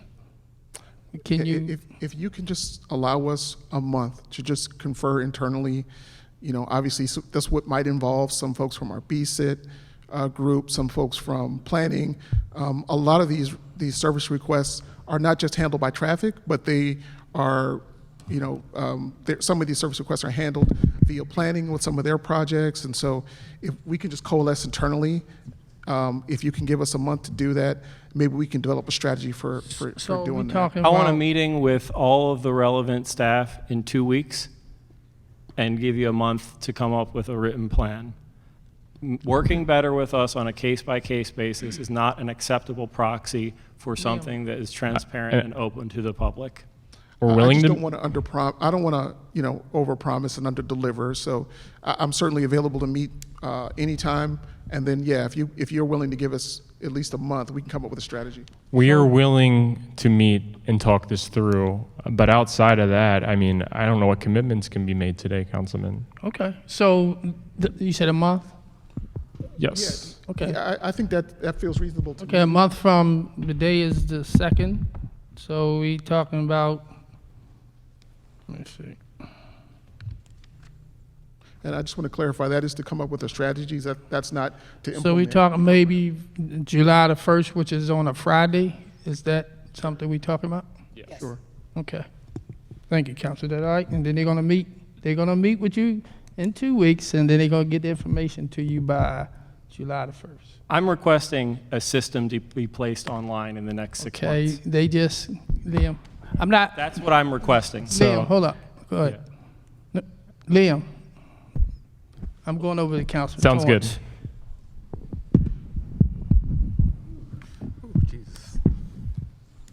Well, good afternoon, everyone. Hey, Councilor, can you talk a little closer to the mic? I will. So mine are two related questions. This is similar to Councilman Dorsey, but just more operationally to help me understand a lot of things. We're getting highway user funds. I'm happy. Yay. Finally, more money. I'm appreciative of the work that you've been doing in my district, the responsiveness, but I just want to make sure that we can coordinate with your sister agencies, DPW in particular. Let me be clear, because I have some ADA compliances issues that were created by another agency and not yours. So I just want to make sure, and this is a commitment from the administration, on some type of inter-agency conversation around compliance with our contractors, because I can tell you an instance of 3 actual sites where DPW took away ADA accommodating facilities and replaced them with non-accommodating facilities for our people to use. So I just want to make sure if we can get some type of commitment or conversation started with my office and other council members' offices for that. That's my request. I'm just coming with requests, no questions. My next request is an understanding of the reporting for the Complete Street staff. Because of the mishaps and communications with that staff, I want to know who is in that decision chain making, because I would still want to know who from your agency will be held accountable for the miscommunications. I'm just being frank.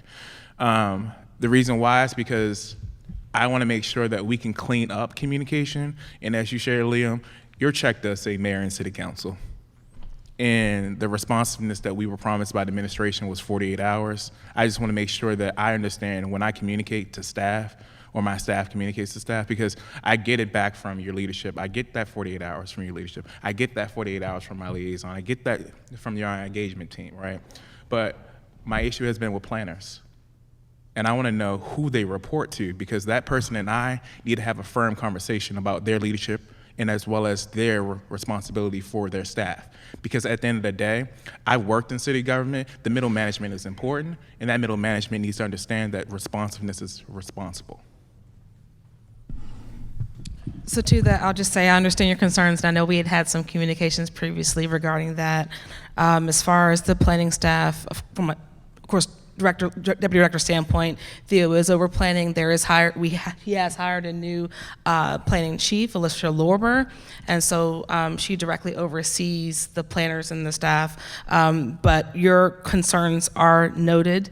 Conversations have been underway, and more will be to come. So the urgency and the need for timely responsiveness has been communicated and is continuing to be drilled into the staff. Theo, is there anything else you want to add? Or? Okay. Use the microphone. You don't have one. Right behind you. Thank you, Deputy Director Coran. Councilman, we had a separate conversation during a meeting about this with my own staff, and I clearly heard your discontent. So subsequent to that meeting, we had an internal meeting to bring up the staff in terms of bringing them up to speed when it comes to responding to your request. I just have to make sure that we are kind of all on the same page. I think part of your request back then to the lead black planner was almost a technical question, as opposed to the regular, let's say, status of a project. And I think, I'm just gonna go on the limb and say that I think because of that, it took a little bit longer, but the staff in question probably didn't understand that your question was really directed to him. So we spent 2 weeks internally trying to figure out how to best answer your question, where it was really a simple and straightforward question. We don't want that to happen. We've heard you loud and clear. Thank you. I believe in brevity, and if it's a yes or no question, like I emailed, and it took 2 weeks to get a yes, and a no, and then I got 6 paragraphs, I could have just simply got a yes or no or a phone call. I just want to be frank that when we ask those simple yes or no questions, it's because we're trying to communicate to the public that our understanding was correct, and that was what my understanding was, to make sure that we could do that. But with that request, I just want to maintain that, like, we keep that lines of communication, but I also want to still understand the reporting structure, because to me, in that reporting structure, I shouldn't have to go to multiple staff people to get one answer, and it shouldn't have took 2 weeks. And then the deadline I gave you before the 2 weeks was not followed, and then I had to follow up a week later after that deadline. To give you an idea, that was the second instance. The previous instance took a month to get an answer. So while the short timeline got shorter, the access to the answer, which was technical and specific, is because I pay attention to details, and I pay attention to the details of who responds. So what I can tell you is we'll make sure that if you don't already have it, we'll get you Alicia's email address. She is very, very responsive, and so I would say if any needs arise, please copy her on the emails. Thank you, Council Vice President, and then Councilman Conway. I guess I need to know what is the allowable enforcement regarding vehicle chop shops? These are like eyesores all over the city. I know I have several in my community, and they seem to have grown through the pandemic. Madam Chair, we meet weekly with the CAO and the Deputy CAO. We have a weekly task force. We were just up in your district last Monday on Fairlawn Avenue. We bring the fire department, the police department, and code enforcement to ensure that they're investigating while our team is taking care of the illegal parking vehicles on the street. They have worked very diligently to address those chop shops. And if you have some that you can share with me, I'll make sure I can bring it to the committee, and we'll jointly work together to address that. Okay. So when they come on, when they, I guess, start producing on private property grounds, does code enforcement play a big role? That is in code that? enforcement, yes, ma'am. Would that be the first step if they're on property? Yes, code enforcement would deal with it on private property, and then the fire department can come in with them as well. Okay. Yes. And I guess my last question. There is an alarming disparity regarding the attention and responsiveness DOT provides to some communities. What equity measures do you have in place to mitigate the disparities?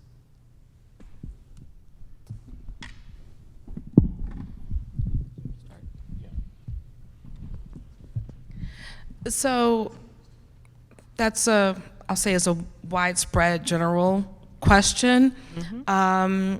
I can say, for example, with traffic calming requests, internally we have a traffic stat meeting where we're reviewing all the various numbers in all the different communities. Actually, when I first came on board, one of the questions was equity, and I said, look, for my own purposes, I'd like to see highlighted the traffic, the service requests that are in those certain equity zones in certain communities. And so when the staff is reviewing that data, they're giving a listing of this community had this number of service requests and what was closed in the last 30 days and things like that. And so we are looking at those inquiries and responses and to make sure that we are hitting certain targets and making sure that all communities are being addressed.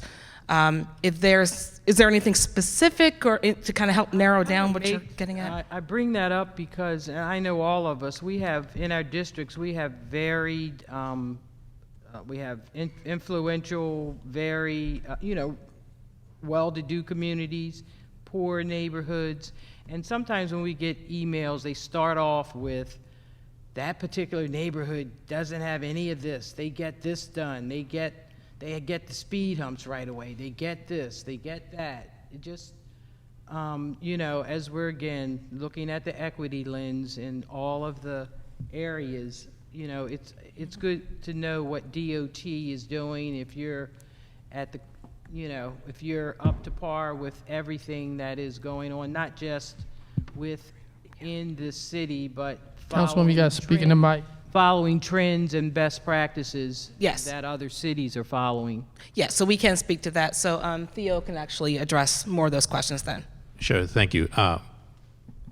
Madam Vice President, we, about almost 2 years ago now, but about a year and a half, we initiated an equity gap analysis study that is actually supposed to look at exactly what you brought up. So looking comprehensively at the city, understanding the needs are different depending on where you are from, and understanding what our approach should be in order to fix the inequity that was brought to those communities prior to most of us being here. So the study itself was originally conducted by a consultant, and we took the study away and moved on by going back to each of the communities that were listed in the study. And part of what we did internally at DOT was really about listening to them, understanding what their needs are, the needs that you think sometimes are unmet, that we also know that sometimes are unmet at times because of just the lack of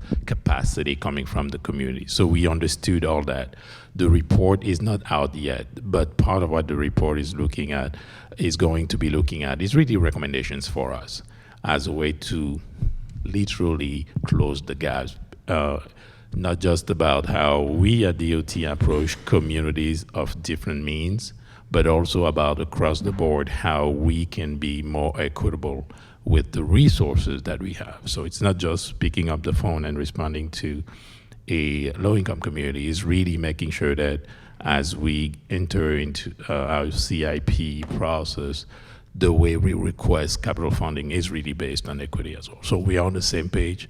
Once the report is out, we will bring it to this board or to the city council. It is about to be ready. Part of what I'm really trying to reassure you and the committee is that it's in our radar. It's been in our radar. Equity is clearly the way we now want to approach transportation investment in the city. Thank you. I think it's very important because everything that you all do, you know, is a major part in helping to bridge those gaps, and you know, the streets and the designs of the streets and the way things were one way, and you know, the black butterfly and all these things that are coming up. The street work is just a very important piece to that we all need to be aware of, and like I said, you play an integral role in that. Yes, one last word, Madam Vice President. We did identify 5 zones that we call equity areas that we know are going to be a little bit more needy than the rest of the neighborhood or the of the city. So just making sure that we've identified those was a very difficult hurdle to go over, but it has been identified. And it's really across the board, but it's mainly east-west, east side and west side. So the first step was to identify those. Thank you. Thank you. Liam, did you want to add to that? I think the chair wants us to move along, so I'm good. Thank you. Real quick, just. Thank you, Mr. Chair. This is a budget hearing, and we talking about the budget. If you have any side issues that you have with DOT, I think that should be a separate conversation. It's a budget hearing. So, Councilman Conway. Also, I want to recognize Councilman Schleifer and Councilman Cohen also. Thank you, Mr. Chair. I've got 2 more questions. Oh, I got more than 2 questions, but I've got 2 for now. Actually, I'll uplift the meeting just a little bit because I know there's been a lot of complaining, and I want to give you guys a hats off, a kudos, a nod of appreciation for the work you guys do on snow cleanup. I can say that in the last year and the year before as well, I've been getting a lot of good feedback from my constituents on our responsiveness. There have been a number of communities that have not been historically plowed, and they had been in the last 2 years. So I just want to appreciate you guys for that work. Now I'm going to ask some not so great stuff. One of the issues that I consistently bring to the department, and I do this for all departments, is I pull SRs for my district. specifically overdue SRs. Unfortunately, DOT has the most by far. Going back to 2020, January 1st of 2020, there's over 700 SRs that are overdue. And if we go back to the reinstituting of the SR system, I think in 2017, it's over 1,000. What are we doing to address, and I know this is not an issue just in my district, I'm sure it's across all districts. What are we doing to address that backlog? How are we thinking about tackling that? So I think we got to take a deeper dive to look specifically at which SRs are causing the problems here. Sure. I do know offhand our largest 311 backlog, for example, is footways complaints. And it's fairly simple situation. For a long time, the rate of public requests has exceeded the funding levels. And that's how these kind of backlogs develop, which is why we're so eager for this extra HUR.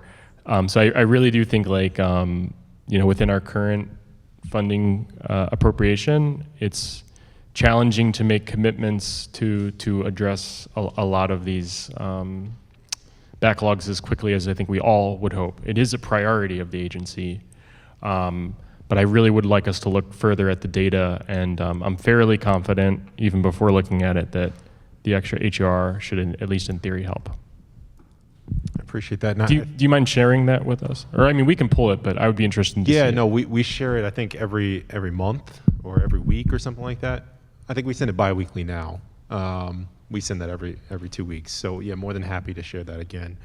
My next question is with regard to our roads and our repaved roads that are not well repaid.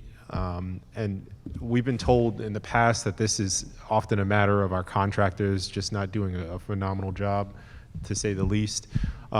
What are we doing to stay on top of our contractors to ensure that we get the very best quality so that we don't have to continue to go back on some of these issues? So I'm going to let our deputy director talk about that. I will say what's interesting that I learned when I came to DOT is we have the same contractors that MDOT has for resurfacing. So we get the same contractors that are doing the roads out in the county, that are doing the roads for the state. So I don't necessarily think it's that. I think it goes back again, hate to beat a dead horse here, it goes back to HUR, it goes back to finite resources. That's why the conditions of the roads are the way they are. So if I'm understanding your question correctly, it was more so roads that have been resurfaced and the quality of work? Yes. Okay. Yes. So one, recognizing that we do have our internal resurfacing program and then we have the contractor resurfacing program. Like Liam mentioned, we have a lot of the same contractors as there are at the state. Back in September, prior to September, I was with the state. And I can say, and I dealt with the resurfacing there were good contractors and there were some not so good contractors. And that's just the low bid approach to procurement. And so, what I can tell you is that I know that over the past year, we have increased some training of our construction staff, our project management team. Again, with the hopeful HUR, there are some additional inspection needs that we have in different areas. And so the hope will be that if we could bring on some additional staffing, we can have better oversight of the contractors while they're there. But there are certain standards that the contractors are supposed to follow. There's analysis done on the pavement condition. And so there's, if it's, let's say it's acceptable, but it's not as high quality as we would like it to be, I know like with the federal dollars and the state level, that there will be certain kind of penalties and things like that gets imposed on the contractors. So it's a matter of just, who we get as a contractor, but trying to increase the training levels of our staff and the inspection staff overall. And I might suggest this is something that I think Councilwoman Ramos alluded to earlier. This is also really important when it comes to BG&E and street cuts. When they're doing cuts and their contractors come in and do their work and it's not to the quality that we would expect for our streets and we allow them to get away with that. I know we had a number of hearings about this, but I do want to make sure, I don't know what our process is for dealing with that, but it's super annoying to have a road, for instance. In that instance, it's not our contractor, but we are responsible for the complaints that come in. What are we doing to tackle that? So again, that's a whole part of the new street cuts policy. Okay. And so they're talking about two different situations of those temporary patches and the maintenance and management of those, and then those permanent patches. So obviously the expectations that those permanent patches are going to be nice and smooth and meet the full quality. But in that interim period, that's where we're having the issues with the inspections and the fines and things that we're imposing on BGE. So that street cuts policy does institute some changes into how we're doing the pavement. So instead of just them resurfacing this section where they cut, we're wanting to be a full width. lane. So you're not creating potentially additional pavement joints that would later fail and things like that. So there are efforts to try to improve upon the resurfacing quality. And not to reiterate, but we are still waiting on pieces of that to be fully implemented, as I understand. Still waiting on pieces of what? The new street cuts policy. Yeah, it's the legal side of things that we have to go through, and then once that's officially effective, then everyone will fall under that new policy. Okay, thank you. But part of the holdup with the policy is the Administrative Procedures Act. So we did get significant public comment on it, and I think our team has been reviewing those and seeing what's worth incorporating, and then it'll eventually, if there's any material changes to what was pushed out before, it'll have to be reposted again. Thank you. Thank you, Mr. Chair. I understood from Valerie that it was just getting ready to be submitted. We always have to clear stuff with law department, so I would like law department to have final say on that. We had to repost traffic calming I know. yesterday with what we thought were very, very simple changes, and they were determined by law department to be material in nature. Thank you. I'm gonna say it again. This is a budget hearing. If you have some personal issues or you need to talk with DOT about, then that's a different conversation. If we get into that conversation, I'm gonna ask you to wrap it up. Councilwoman Odette. Yeah, thank you so much, Mr. Chair. I had, going back to HUR, again, super excited. I also want to give the rest of the council kudos because we did pass a resolution unanimously in this body to support the HUR bill. And during the discussions, it was very clear this was a big deal for every single council person. I also had a good time being in Annapolis because I do. So we're talking a lot about the fact that we have more money coming in, but it is not infinite. So how are we going to strategic plan our way through that? My assumption, I'll just say this, my assumption was we have a lot of bridges that are not in a state of good repair, and that would have been my first, use, even though I've got all these traffic calming issues and I really want them done. But those are like dangerous situations. So I was just assuming that would go first, and then we would go through traffic calming. But what is the plan, the strategic plan around that, and how can the council be a part of that planning? It's a little bit over $50 million a year. It's really exciting, but obviously we have. I think the slide on the capital budget was like $1.5 billion worth of need. So tell me a little bit more about how that's going to go. So internally, once we had the prospect of this additional money, the director tasked us with working on developing some type of a spending plan starting in fiscal year 24 and going through 28. And so I think our current projection is that fiscal year 24 would be about 30 million, and then, like you said, it ramps up from there. So while we are looking at things like bridges and other major projects, we also recognize that we haven't been able to get a lot of the work done in the past, and so we do want to put money towards the resurfacing program, to the traffic calming and all those other areas. So we're kind of trying to find a way to kind of spread the wealth a little bit. Okay, great. But the big thing with this is that the HRR is going to be those local dollars that we need. So in the past, we've been limited with what we could get from a federal standpoint because we didn't have the matching dollars. So now we're able to use these HRR dollars and then go for, and like I said, we hired a new grants manager. There's a whole long list of different grants that have come out. We submitted one grant this week even. I think next week there might be another application getting submitted.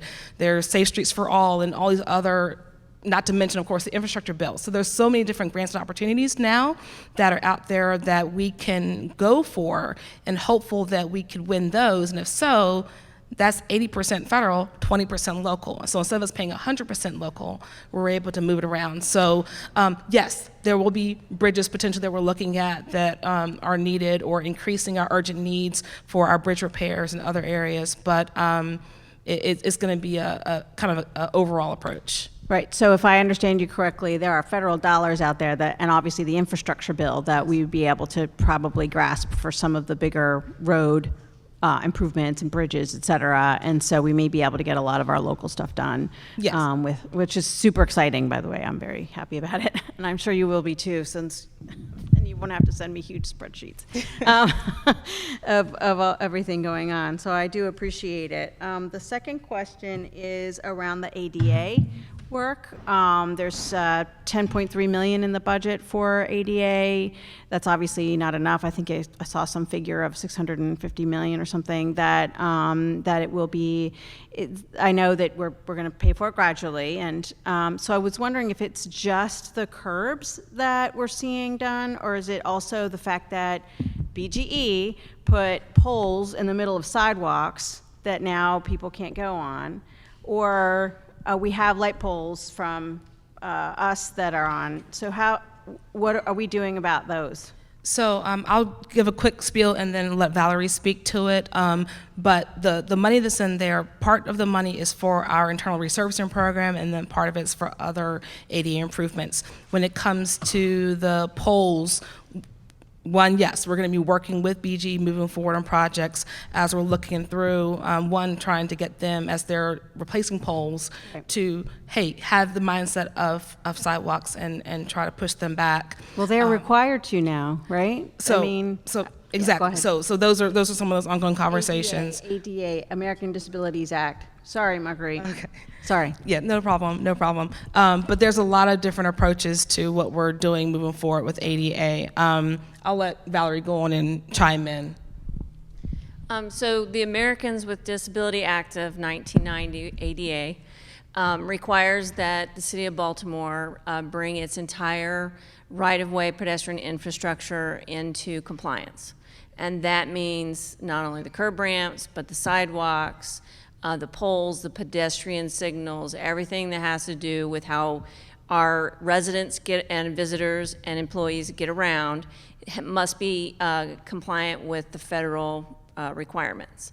And so the number that you see of $657 million is the sort of the total price tag to bring the entire city into compliance.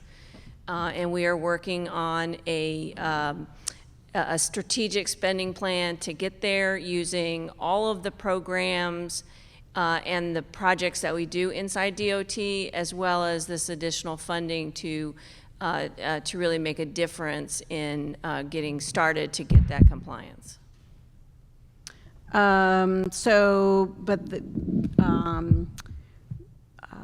BGE has poles in the middle of sidewalks. BGE sent me an email about a specific project that is happening in both of our districts, that they're just now complying with ADA.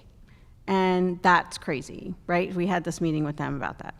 So they are just now going to start complying with ADA, even though the ADA is 30 years old.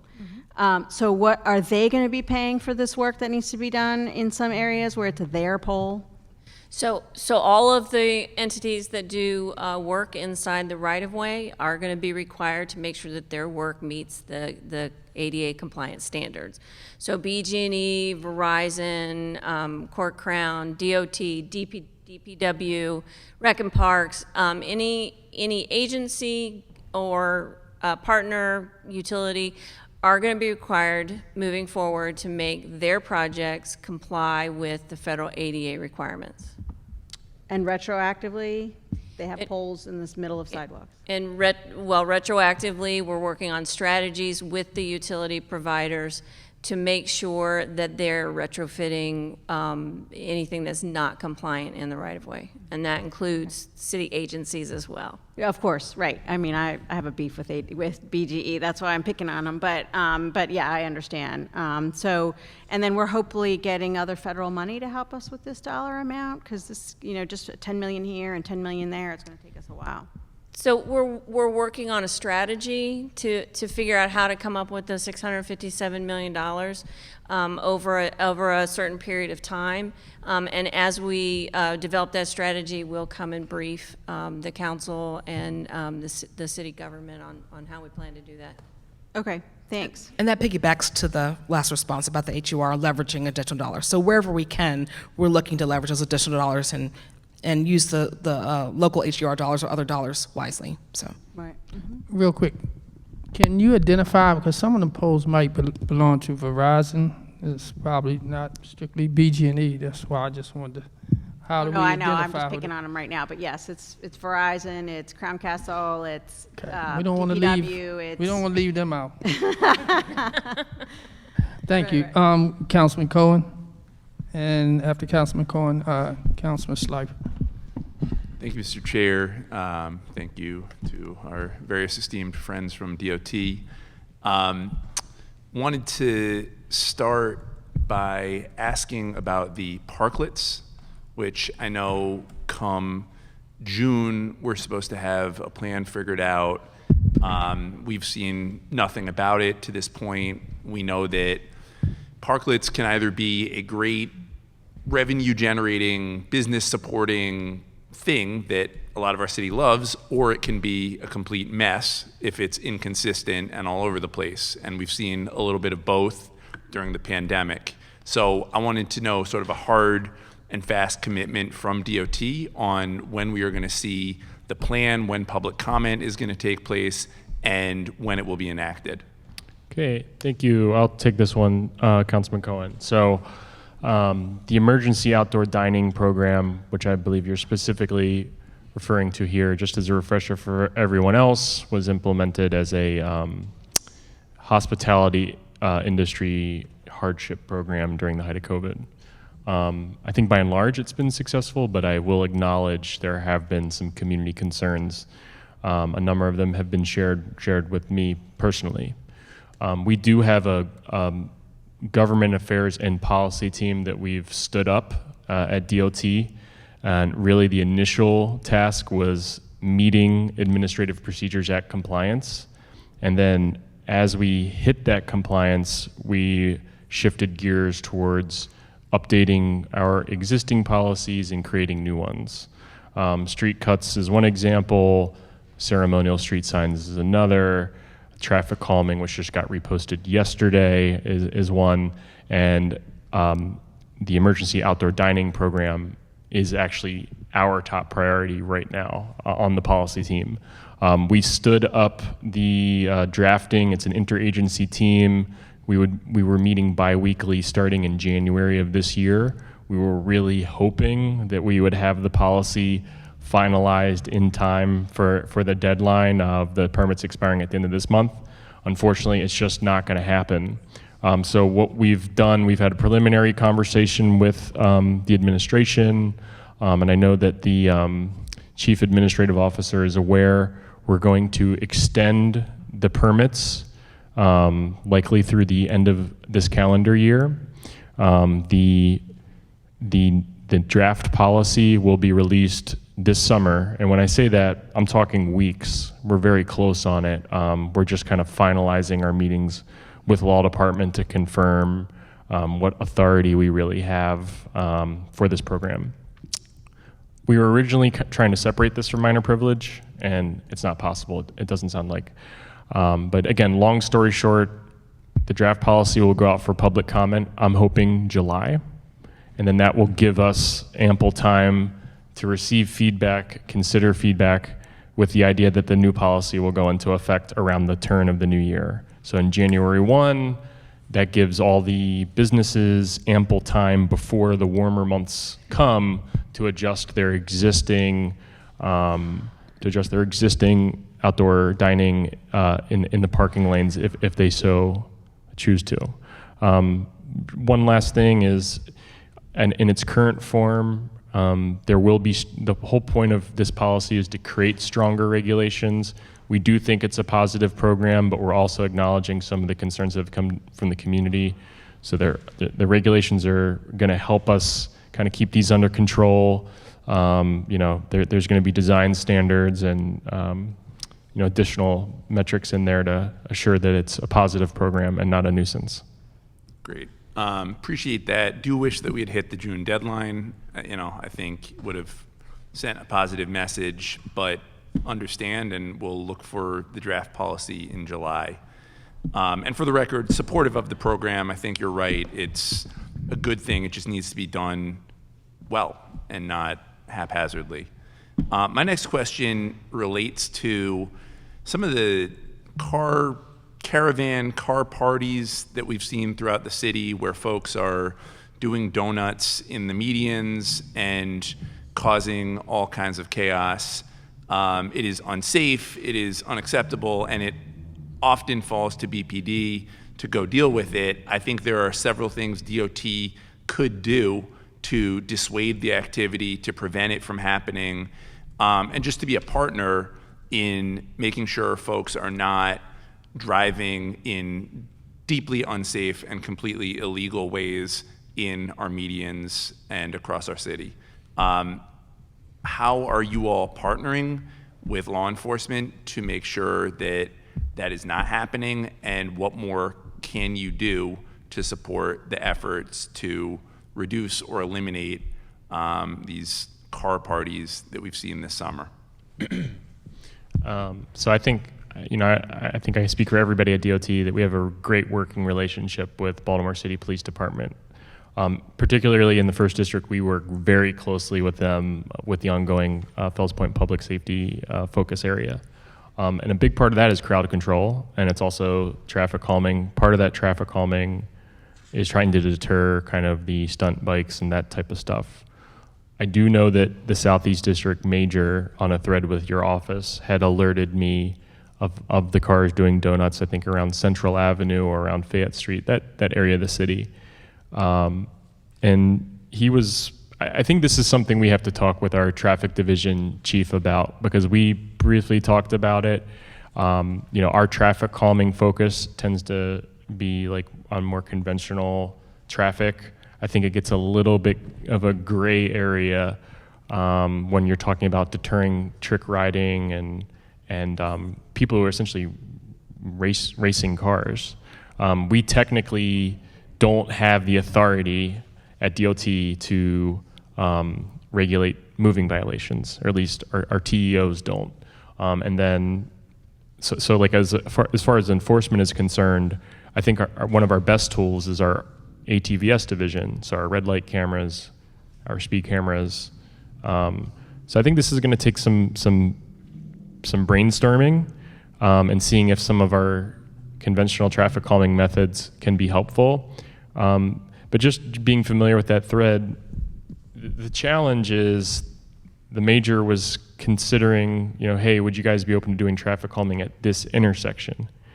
The thing to keep in mind is, like, there's thousands of intersections in the city, and if these folks are, you know, determined to do donuts at one intersection, they're just going to move to another one. And we are already challenged hitting the community's requests for traffic, conventional traffic calming.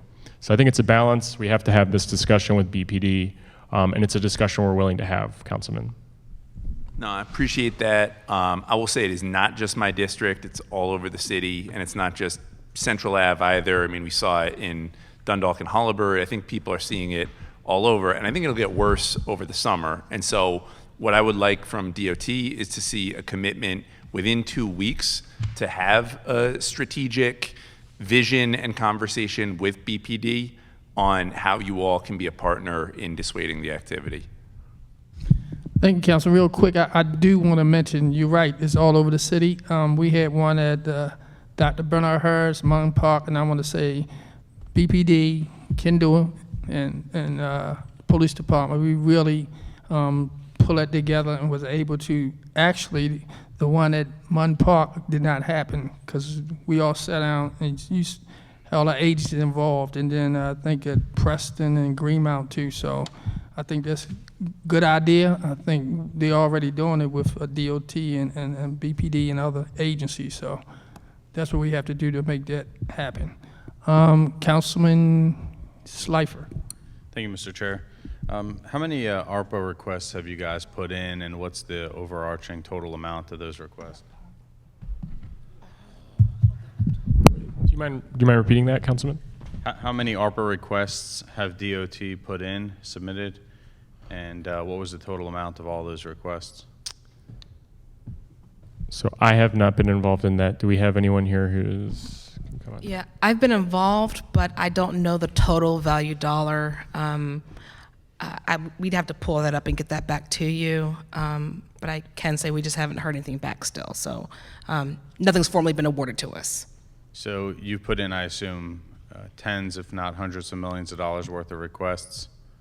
There was street lighting, there was ADA, there was, I think, traffic management center, there were a lot of different ones that we submitted.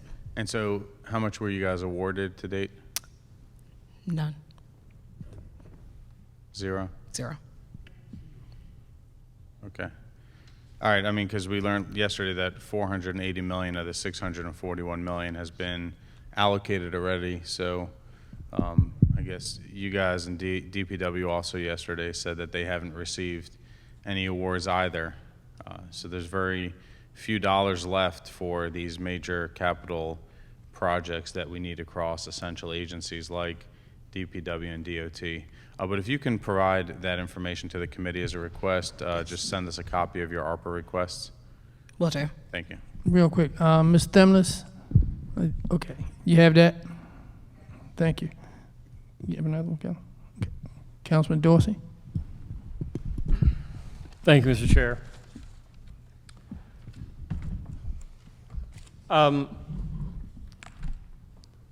The Complete Streets Ordinance requires that any street above a certain volume be evaluated for opportunities to make improvements, a certain volume of traffic or certain characteristics, that is.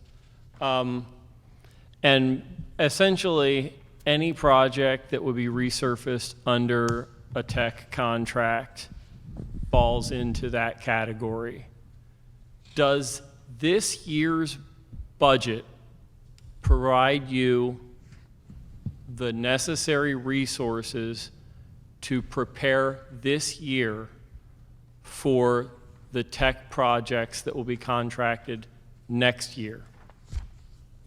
Because that seems to me like the only timeline on which we can come into issuing next year's contract ready with the plans that we need to give to the contractors. Am I off base here?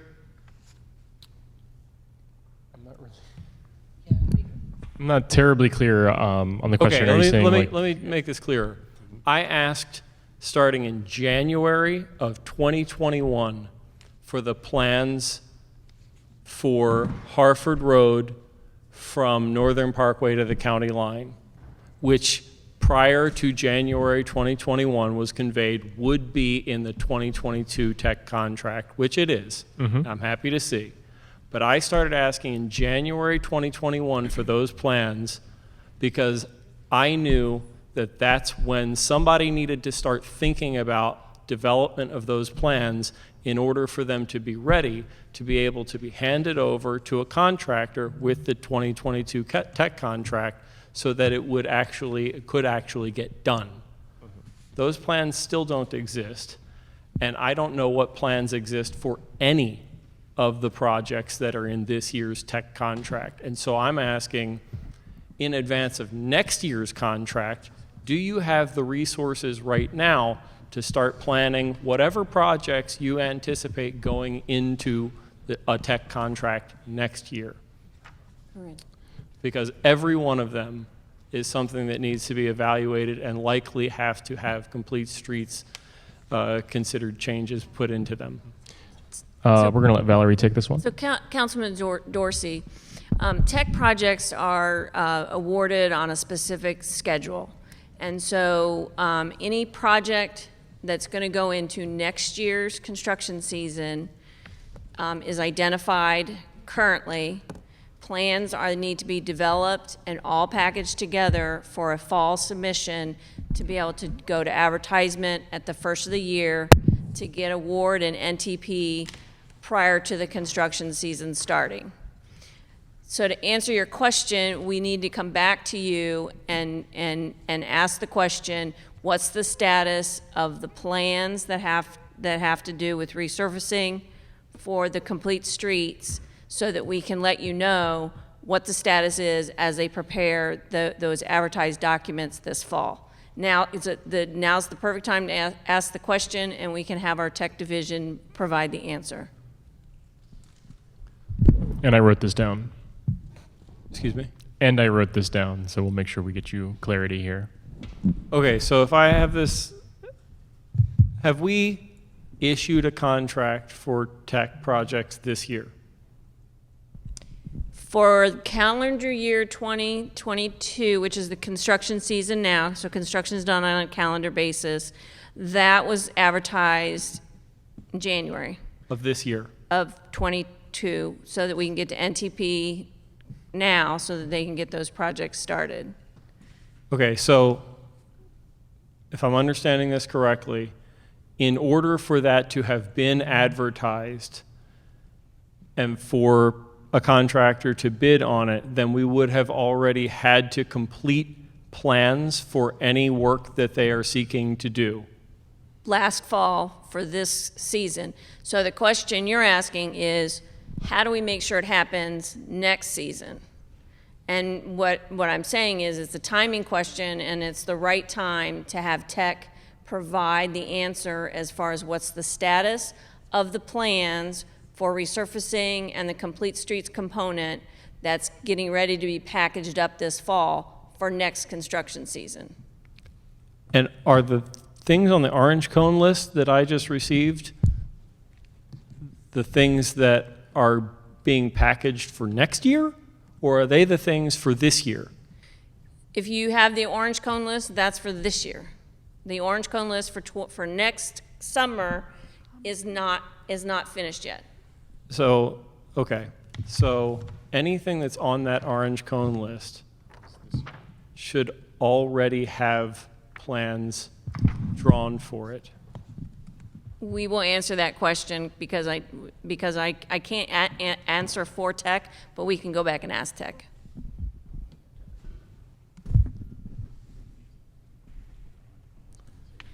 Okay, so I'm asking for all of the plans for everything that is on that orange cone list. That's what I'm asking for right now. Okay, we'll follow with you on that. Because if they don't all exist, then I want to know that we are putting whatever we need to put into this budget to ensure that all of the plans can be ready before the next tech contract. I want to get us on the right schedule to make sure that every time we're planning for a tech project, when we select a location, that we are getting those plans in the pipeline at the appropriate moment to be ready for it to be contracted and be built. Does that make sense? It does make sense. One of the challenges when we're talking about construction seasons and the calendar year and the fiscal year is we're dealing with all of that. So, you know, the fiscal year, of course, is changing over the June 30th, July 1. Technically speaking, our true construction season for just any projects is going to be these warmer months, you know, so it could start spring and it could go until November.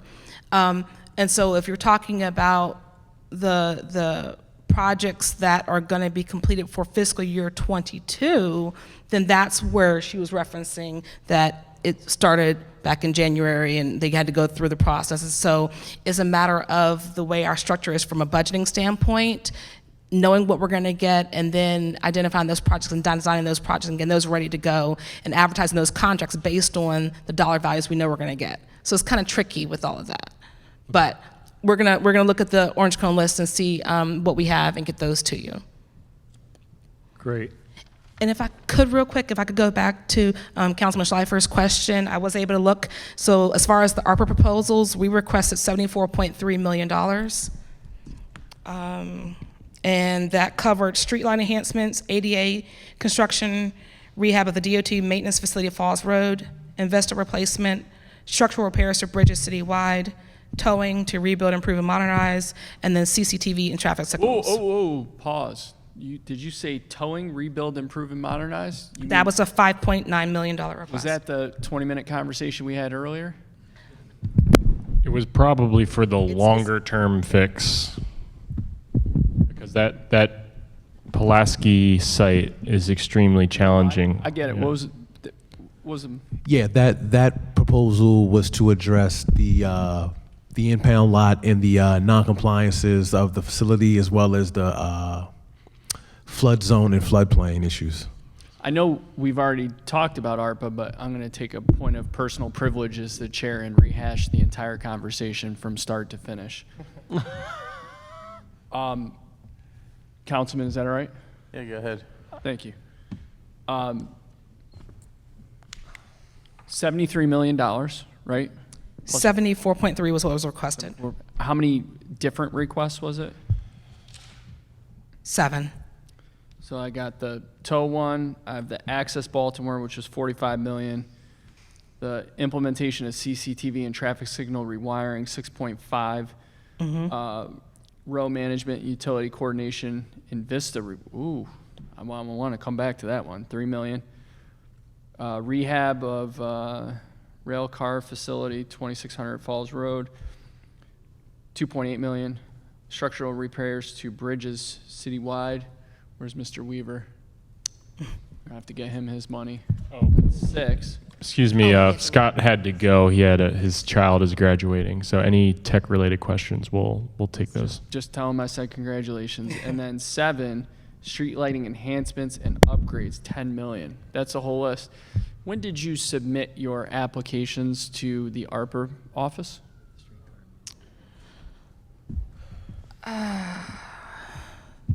It was that long ago, huh? Quite some time. Quite some time ago, we submitted the initial request, and then there was word that they were going to be reevaluated, and I believe we... Deputy Director, can you poll your team to see if anyone here knows kind of an exact date or an estimated date of when those were submitted? I'm very curious.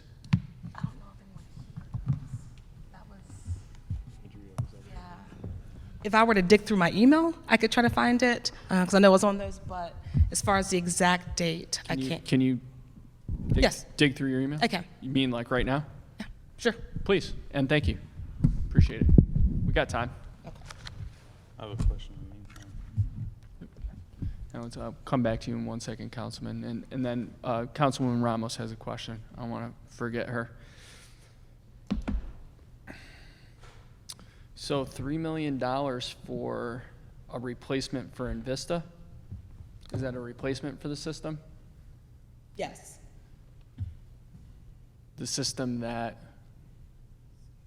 DOT procured and manages and actually uses, but that our partners that also have activity in our row choose not to use. That system, right? I would say it varies. There's always room for improvement. But it does help. It's a very, very political answer, Mr. Davis. I appreciate it, though. We're in a political setting, Councilman. Very fair point. Well taken. Yeah, I will say this, though. I have seen it work in Vista. A great example is actually down in District 10, I think Frank First Avenue. I can go with just a month for a frame of reference, Director. So what I'm trying to find is the initial submission. I know we were contacted and said they were going to be reevaluated, and so we went through and... When were you contacted and they said they that were... was in March, and I think we resubmitted in April. Did you... So they said in March they were going to reevaluate. Was there a trigger that as to why you resubmitted? For example, did they say, hey, this application's incomplete, or you got to change something? It was, my understanding is it was based on the interpretation of the ARPA language and what was eligible for funding. And so. Yeah, it was the adoption of the final Treasury Department rule. Yep. Thank you. July 21? Of 21 was when the initial. And what month is it right now? June. June of 22. So that would be, someone help me with the math here, 11 months? Is that correct? Yes.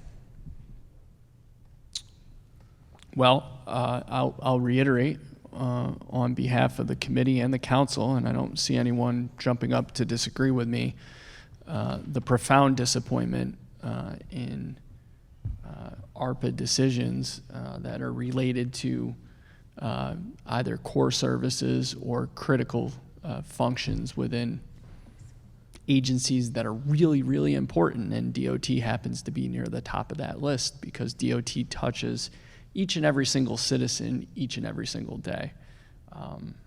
Profoundly disappointed. Councilman Schleifer and then Councilwoman Ramos. So how much was the request for the yard again? That was 2.8 million. And what was that going to go towards?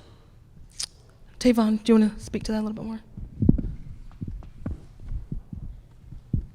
It was the initial investigation to do the preemptive work to determine the next course of action for improving the compliance for the flood zones at the impound lot. And also the fact that it was allegedly on what do you call it, where they put the trash? It was on a landfill. On a landfill. So, that was the first course of action before we could even determine the next course of action for the prolonged improvements. So as far as your tow yards are concerned, are they revenue generating operations? Yes. And where are you guys on capacity on those? Like, what's your capacity right now? Do you have room in your tow yards? Our tow yard, actually the capacity is about 2,500 vehicles. Right now we have about 3,000 vehicles in there at the Pulaski facility. So your 500 vehicles above capacity? Yes, sir. So are you guys turning away vehicles? No. No. You don't have private companies towing vehicles to their yards instead of your yard? We had them doing that for a moment. They were doing some that of the accident vehicles were going back to the private towers' yards. Councilman, I got to just jump in for 1 second. I know you don't stack them on top of each other. Do you have like a field next to it, or? I'm serious. No. We actually recently acquired an additional lot in the Brooklyn area that helps with our overflows and actually the vehicles that had been in the impound lot for just quite some time that we can't seem to get rid of. So that's 3,000 between both sites. You mean the overflow? Yeah. Yes. Okay, so the one that's 2,500 has 2,500, and then the other one has 500. Right? I don't know that it has that many. No. I'm just trying to understand the logistics of fitting 3,000 cars in a lot that can hold 2,500. So what we've done, we have the overflow lot. We have cars there too, but at the Pulaski lot, the drive lanes, when we get full like that, the cars aren't usually in the drive lanes, but we do have to park them there, waiting for customers to reclaim their vehicles. Got it. Councilman? So if you guys were to receive ARPA money for expanding your lots or purchasing additional lots, that would enable us to just no longer ever outsourcing that and having these private companies doing these tows and towing it to their yards, which would then in turn provide this additional revenue generating source for us, correct? I think theoretically, yeah, but I think we're more focused on trying to improve the efficiency and the rate of getting vehicles out of there. And I think we've made some of those improvements. Yeah, and no, I mean, you guys have been working on that. I appreciate that. But also with improving efficiency, you also have to have the proper capacity, which you guys don't have. And so clearly that, I believe, Chairman, would be a priority to make sure that there is ARPA funding going towards this problem to solve it so that these cars are not left on the streets for extended periods of time, or that they're being sent to these random yards and that the city has the capacity to place the cars that the city's towing. Thank you. Thank you. Councilwoman Ramos. Mr. Chair, I don't know if Dorsey was done from earlier. Councilman Dorsey, I apologize. Back to you. Yeah, I've been distracted for a couple of minutes. If we could come back to me in a moment, I'd appreciate it. Thank you. Ramos. Yeah, absolutely. So I was looking through all of the indicators on all of the services, and I don't see anywhere where we have, I could have missed it, fewer car accidents, crashes, and safer streets. Isn't that the ultimate outcome of all of that we're trying to do on traffic calming? Yeah, I mean, it's in our mission. It's like the overarching mission of the whole department. So, but under like traffic safety or some of the other services, that's not an indicator?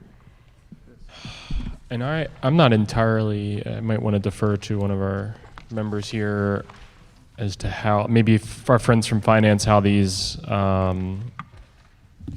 performance measures are determined. Traffic safety is service 697. Yeah. There, but That's not one of the performance measures, no. that, I mean, I know it's in your overall mission, but, you know, obviously that is an indicator, especially on one of my intersections. Yeah, I mean, I will say this, like, some of the interesting feedback that I've gotten from our team is actually crashes are trending down, but it's really too early to conclude what exactly is going on. Sure, there's lots of factors that have to do with it, I understand. Yeah. And let me also add that our focus with Vision Zero and traffic calming and all of our different measures is really to try to reduce the number of fatalities and severe injuries. Simple fender benders and crashes like that, those are more acceptable than those serious life-threatening crashes. So really, when we're looking at our strategic highway safety plan and all of our other efforts, we're looking at ways that we can really save lives. And so, it's kind of like the whole thing where people request a traffic signal because of crashes. Well, traffic signals increase rear-end collisions, but it reduces some of those angle collisions, and so the severity is going to be less. So that's some of those factors that goes into it as well. Yeah, I mean, I see the percentage of personal injury accidents involving pedestrians, and there was nothing on 2021, which is crazy because, well, I guess because we were all at home. But, if I may, for that, part of that is it takes time for the verified data to get back to us. So I don't even, William, do you know if the state has sent us the 2021 data yet? Sure, we typically receive the scrubbed crash data from the state the year after. So in other words, for the crashes that occurred in 2021, not a whole year obviously, but the following year. So anytime between now and August, we would receive that data. I receive it immediately. It's not scrubbed, but I can get a spreadsheet from the police department of, the 911s for a certain intersection. And if there's 6 or 7 or 8 or 9 in one time frame, that's one crash. So, Sure. So I'm able to, I just do it for the high crash intersections in my district so that I can then say to you all, hey, I've got a high crash area. I mean, I know you sort of get the official data. I'm just, thinking about overall, when we're thinking about overall performance, because I know these are sometimes, short-term measures. That's kind of the goal. Yeah, the good news is that the crash data for years prior is available to us. So, typically within traffic engineering, we try to look at a pattern over a substantial period of time. So for example, right now, I can look at data from 2016 to 2021, which is a 5 to 6 year period that can actually highlight some specific crash patterns that allow us to develop countermeasures. So although the most recent data is not available, we still can leverage that past data to do a lot of our analyses. Right. So maybe we could talk offline about how to sort of handle all that in the budget for, the indicators next year. But the second question is about the signal optimization. This is a combined Councilman Burnett Ramos' question, because I have Councilman Burnett's questions here too.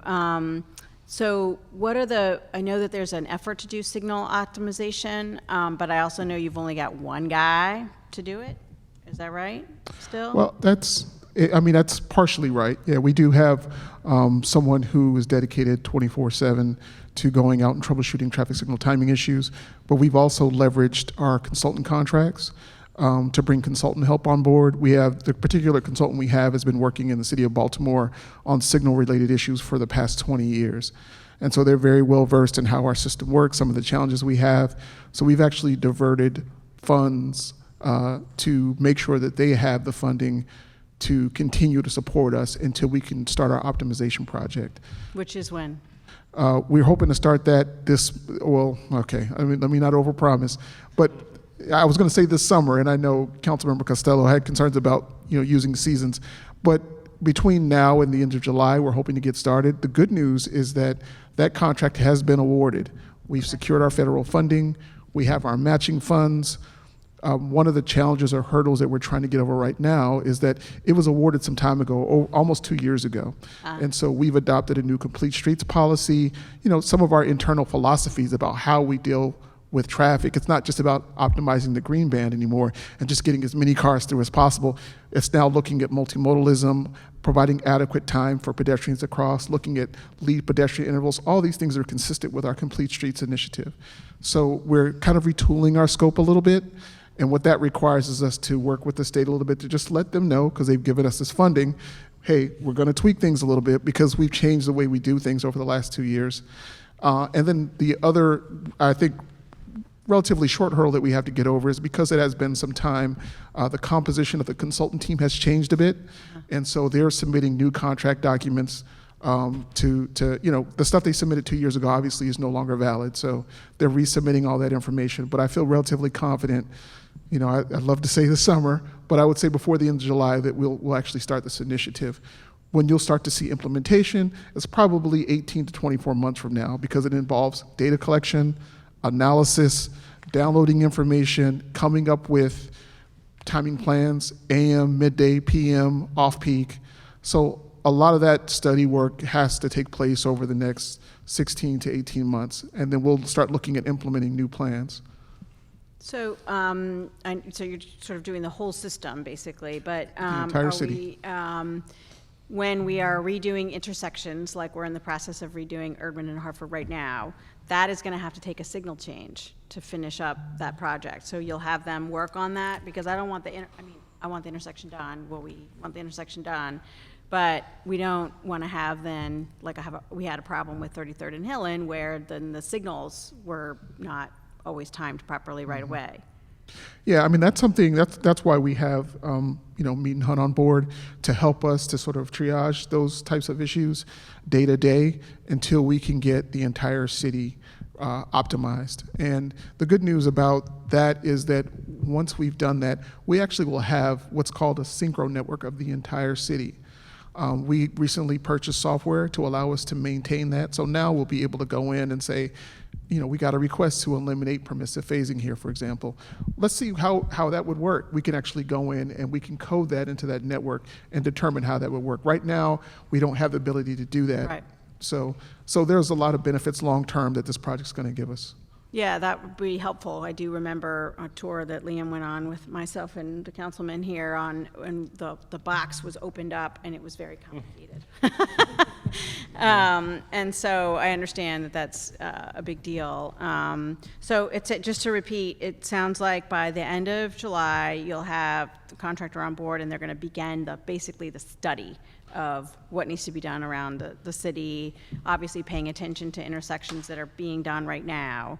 But the full city won't be done for another 2 years, let's say. Yeah, it does take a while. That's the challenge.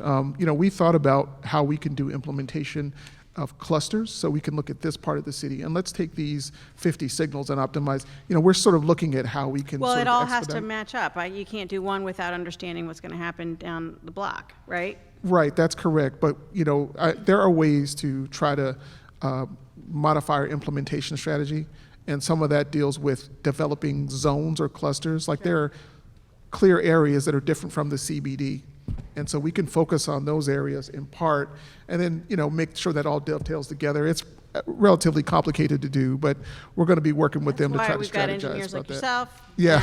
And I just look at the money. Okay. No, I appreciate it. Thank you. I was Is just is that question completed? I was going to just ask a quick follow-up, just a clarifying question. I want to pause for 1 second, or pardon me, Councilwoman. Cohen, do you still have questions? No. Dorsey, how many?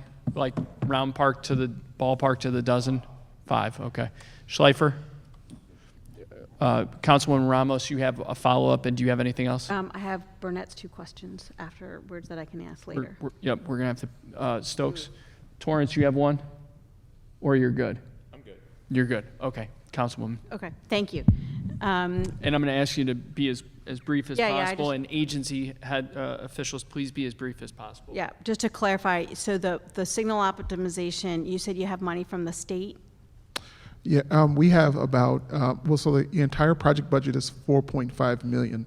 Okay. And so we have the 80% federal allocation, and then 20% of that is local match, which obviously, that we're paying for, so. Right, and it's in the capital budget? Yes. Okay, thanks. I really appreciate it. Thank you, Mr. Chair. Thank you. Thank you. Who does, I guess special events is Roe, so that falls under you, Deputy Director. Can you pull up the Roe slide? Yep. What do we have for staffing and special events? Is that still a 7-person unit? 7-person, no. Special under Michelle Abbott Cole. I can pull that up. 17. It was 17. I don't need the slide. It's cool. Thank you. Appreciate it. Can anyone tell me how many employees we have in Michelle Abbott Cole's unit? So I can answer. Kendall just confirmed that there's 17 from maintenance division, and they're the folks that, with Michelle Abbott Cole, they're processing the permits. There's the special event. People oftentimes need bike racks and other things. So Kendall's crew has 17. You're asking about specifically within right-of-way division. I can get that from Tim Knight right now. We're texting. Let me clarify just so you get the right information, Liam. I'm talking about Michelle Abbott Cole's division that has Anita Taylor, Angela Wilson, those folks, the folks that process the permits. Process the applications, yes. There are 3 people under her currently. There's a position that's frozen, and then there's a position that's vacant. So 4 people, including Michelle. So it's Michelle, Angela, Anita, and then there's a vacant and a frozen. There's 4, so there's 3 under Michelle, 4 including Michelle. Yes. Okay. So Michelle has 3 people under her, plus a vacant, plus a frozen. Yes. Okay, so she has 5 pins underneath her, 3 are occupied. Okay. I've been mentioning this annually since, and maybe it's because of the high volume of special events that are in the district I represent with the downtown area. Michelle Abbott Cole is direly in need of additional staff. Do we know what the status of efforts is to fill that 1 vacant position? Offhand on the vacant position, I do not, but what I can tell you is that they have been working on it. I think they were maybe having some issues I know we've been having some issues in recruiting and getting candidates for some positions. I'm getting people to interview. But in our efforts with the HUR money that we're anticipating, we've been looking at needs, staffing needs, and so right-of-way is one area specifically that What is one area?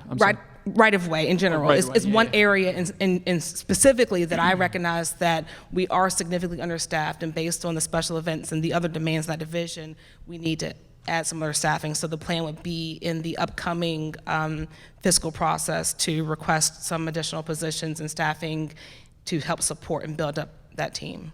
And we also have our HR division chief, Nick Fontanez, and he has some updates to share. Yes, in regards to that one vacant position, the process just got started about 10 days ago to fill. Excellent. Coming to Councilman Torrance. Oh, Torrance, is it related to that? It is. Yes. So mine is related to special events in particular. We in the 7th and the 14th district host the Mayor's Parade each year. We just want to make sure that the costs have been accounted for within that portion, as well as BBT. I just want to make sure that was a part of that.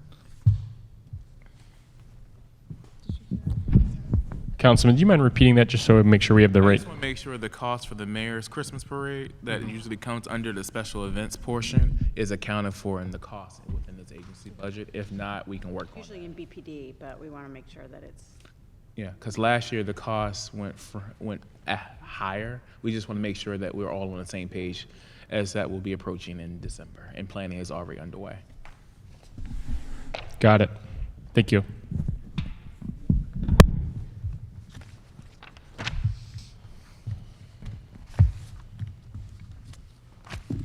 Is Artia Johnson still with the department?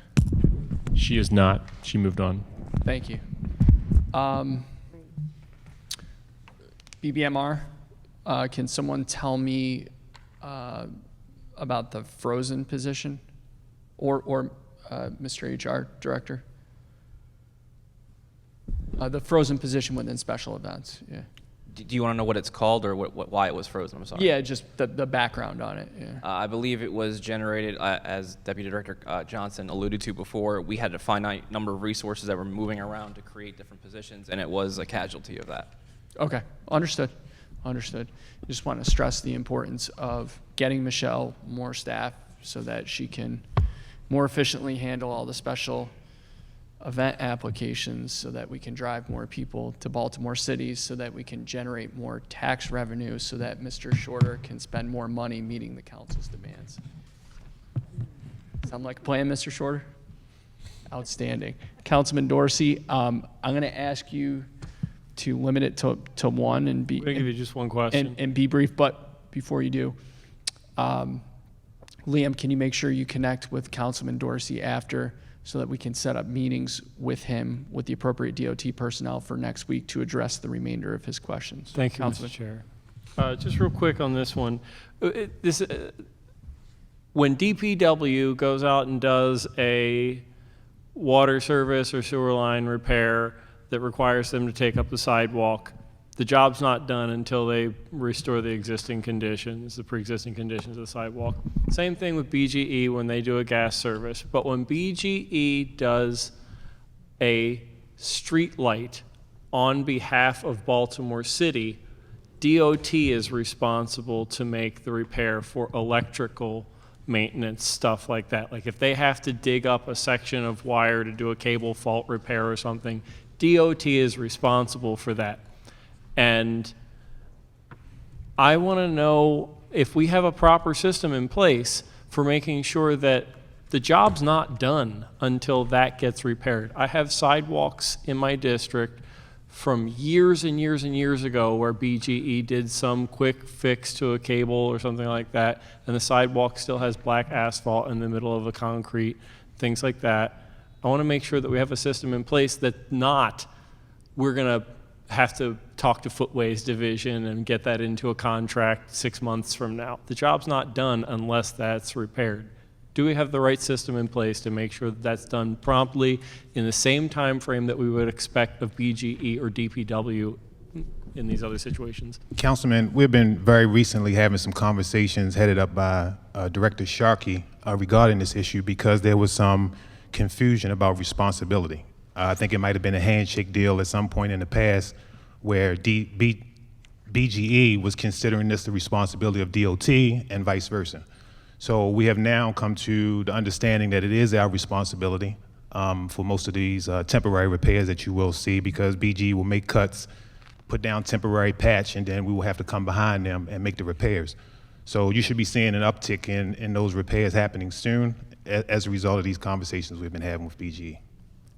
Okay, and so BGE is going to be clearly communicating to DOT when they have made cuts, and DOT is going to be promptly going behind to make these repairs? Well, as much as we possibly can, because there's a ton of cuts out there now that have not been repaired. So Yeah. I'm sure there's a significant backlog that we have to address in addition to anything that might happen moving forward. Going forward, we have a system in place from now till doomsday for BGE to be communicating with DOT to make sure that DOT is going back. I can't confirm what the director may have confirmed with BGE, but I'm sure that the talks have been had, and I don't know if any formal documents or anything have come out of those talks, but I know that we understand responsibility at this point. These conversations are still ongoing. The bottom line, though, is what you're seeking is what we want at the end of the day. So, you know, I do think this is another item we can write down and follow up with you, Councilman. Yes, during our please. conversations. And with that,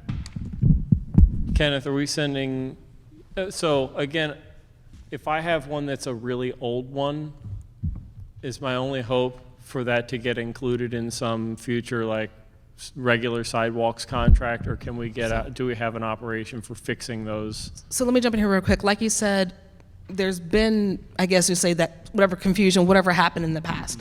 And so I know of ones right in my community where, hey, street light was repaired and then there was a temporary patch and the temporary patch is still there. So the reality is that there's a $3 million backlog. So while we want to say that we can come and start getting it done, we're gonna have to come up with some type of a system to deal with what's going on right now for those repairs, and then try to look at the backlog. What's likely gonna have to happen is this is somehow going to have to be outsourced. The maintenance team is not going to be able to handle the current work and the backlog. And so all of that is still a part of the conversations that are happening and trying to figure out that plan to come. So it is on our radar. It has been our conversations with BGE, with the director. I've had conversations with BGE and some of the conversations, some of our meetings as well. So it's in process of being developed for a plan of action, but we just don't have it solidified right now. I'm satisfied with leaving it at that and the need for some sort of follow-up on this right now. Thank you, Mr. Chair. Thank you. Thank you, Councilman. One last item, and Deputy Director, we can catch up offline right after. It was just alerted that Vicinity Energy Company is shutting down a street directly adjacent to downtown and has a right-of-way permit from DOT for 6 months. I'm certain that must be a mistake, so I'll touch base with you right after on the walkout, and we can get that resolved. Deputy Director, I want to thank you very much. Please pass along the committee and the council's thanks to Director Sharkey, who has been nothing short of a breath of fresh air, Chief Simmons, and especially Deputy Chief, but I just call her Chief Wilson, and Chief Goodwin have been an incredible dynamic duo, tag team, whatever you want to call it. But I think I'm in touch with these folks probably every single day. So I deeply appreciate that. Tavon, everything that you've done, you've been incredible to work with. Graham, all the stuff around design for distancing, the site visits, deeply appreciate it. Chief Haynes, you've been phenomenal, responsive. Theo, I want to especially thank you for the way you've stepped out and stepped up on the 800 blocks of Harlem and Edmondson, which is a priority for me and is a priority for Mayor Scott, and working with Deputy Mayor Carter, as well as Commissioner Kennedy, who's carried more water than anyone ever could on that project, along with Chief Ball from Asset Management at DPW and all our utility partners. Also wanted, Deputy Director, just so you know, Liam Davis. Liam Davis is the consummate public servant. Liam does an incredible job of representing your agency, not just to elected officials, but Liam does an incredible job of representing your agency out in the community, and understands the communities in Baltimore, especially the communities in Southeast Baltimore, better than anyone. He really has done a phenomenal job doing that work. So we are deeply appreciative to have the caliber of public servant in Liam Davis that we have. And finally, last and certainly not least, Kendall. man, I can't even tell you. I am so appreciative. You make me look like a rock star every single day with your level of responsiveness and your level of effectiveness. You are one of the finest public servants I've ever met, a consummate professional, and I can't tell you how much I appreciate your effort and your diligence and understanding of how important these small things are and how much they matter to our citizens. So I deeply appreciate that. Thank you. Thank you very much for your very heartfelt remarks. I'm, 8 months or so into the position, so excuse my fumble on everybody's names and everything, kind of put in the spot. Found this morning I'm going to be here speaking, but I can say personally that yes, I've felt at home, felt great being here with this team, and everyone is really awesome. Kudos to our director who's watching virtually, because he's done a great job of really building a really awesome team here. And so everyone here is very, very passionate about the work we do, serving you all, serving the citizens, and so I'm thankful. You did a phenomenal job today, Deputy Director, and as much as I love Steve Sharkey, you can lead these budget hearings moving forward every year. Hopefully there's many more to come, and we'll have Steve sit next to you, and you can handle them. But you did great. Thank you very much. Really appreciate it. Thank you all. We're in recess. We're supposed to be back at 5:30 for Enoch Pratt Free Library. We're going to push that till at least 5:45, potentially 6 p.m., and then we'll be back in session. Thank you. Enoch Pratt's scheduled for 6. Chair Pratt. Oh, thank you.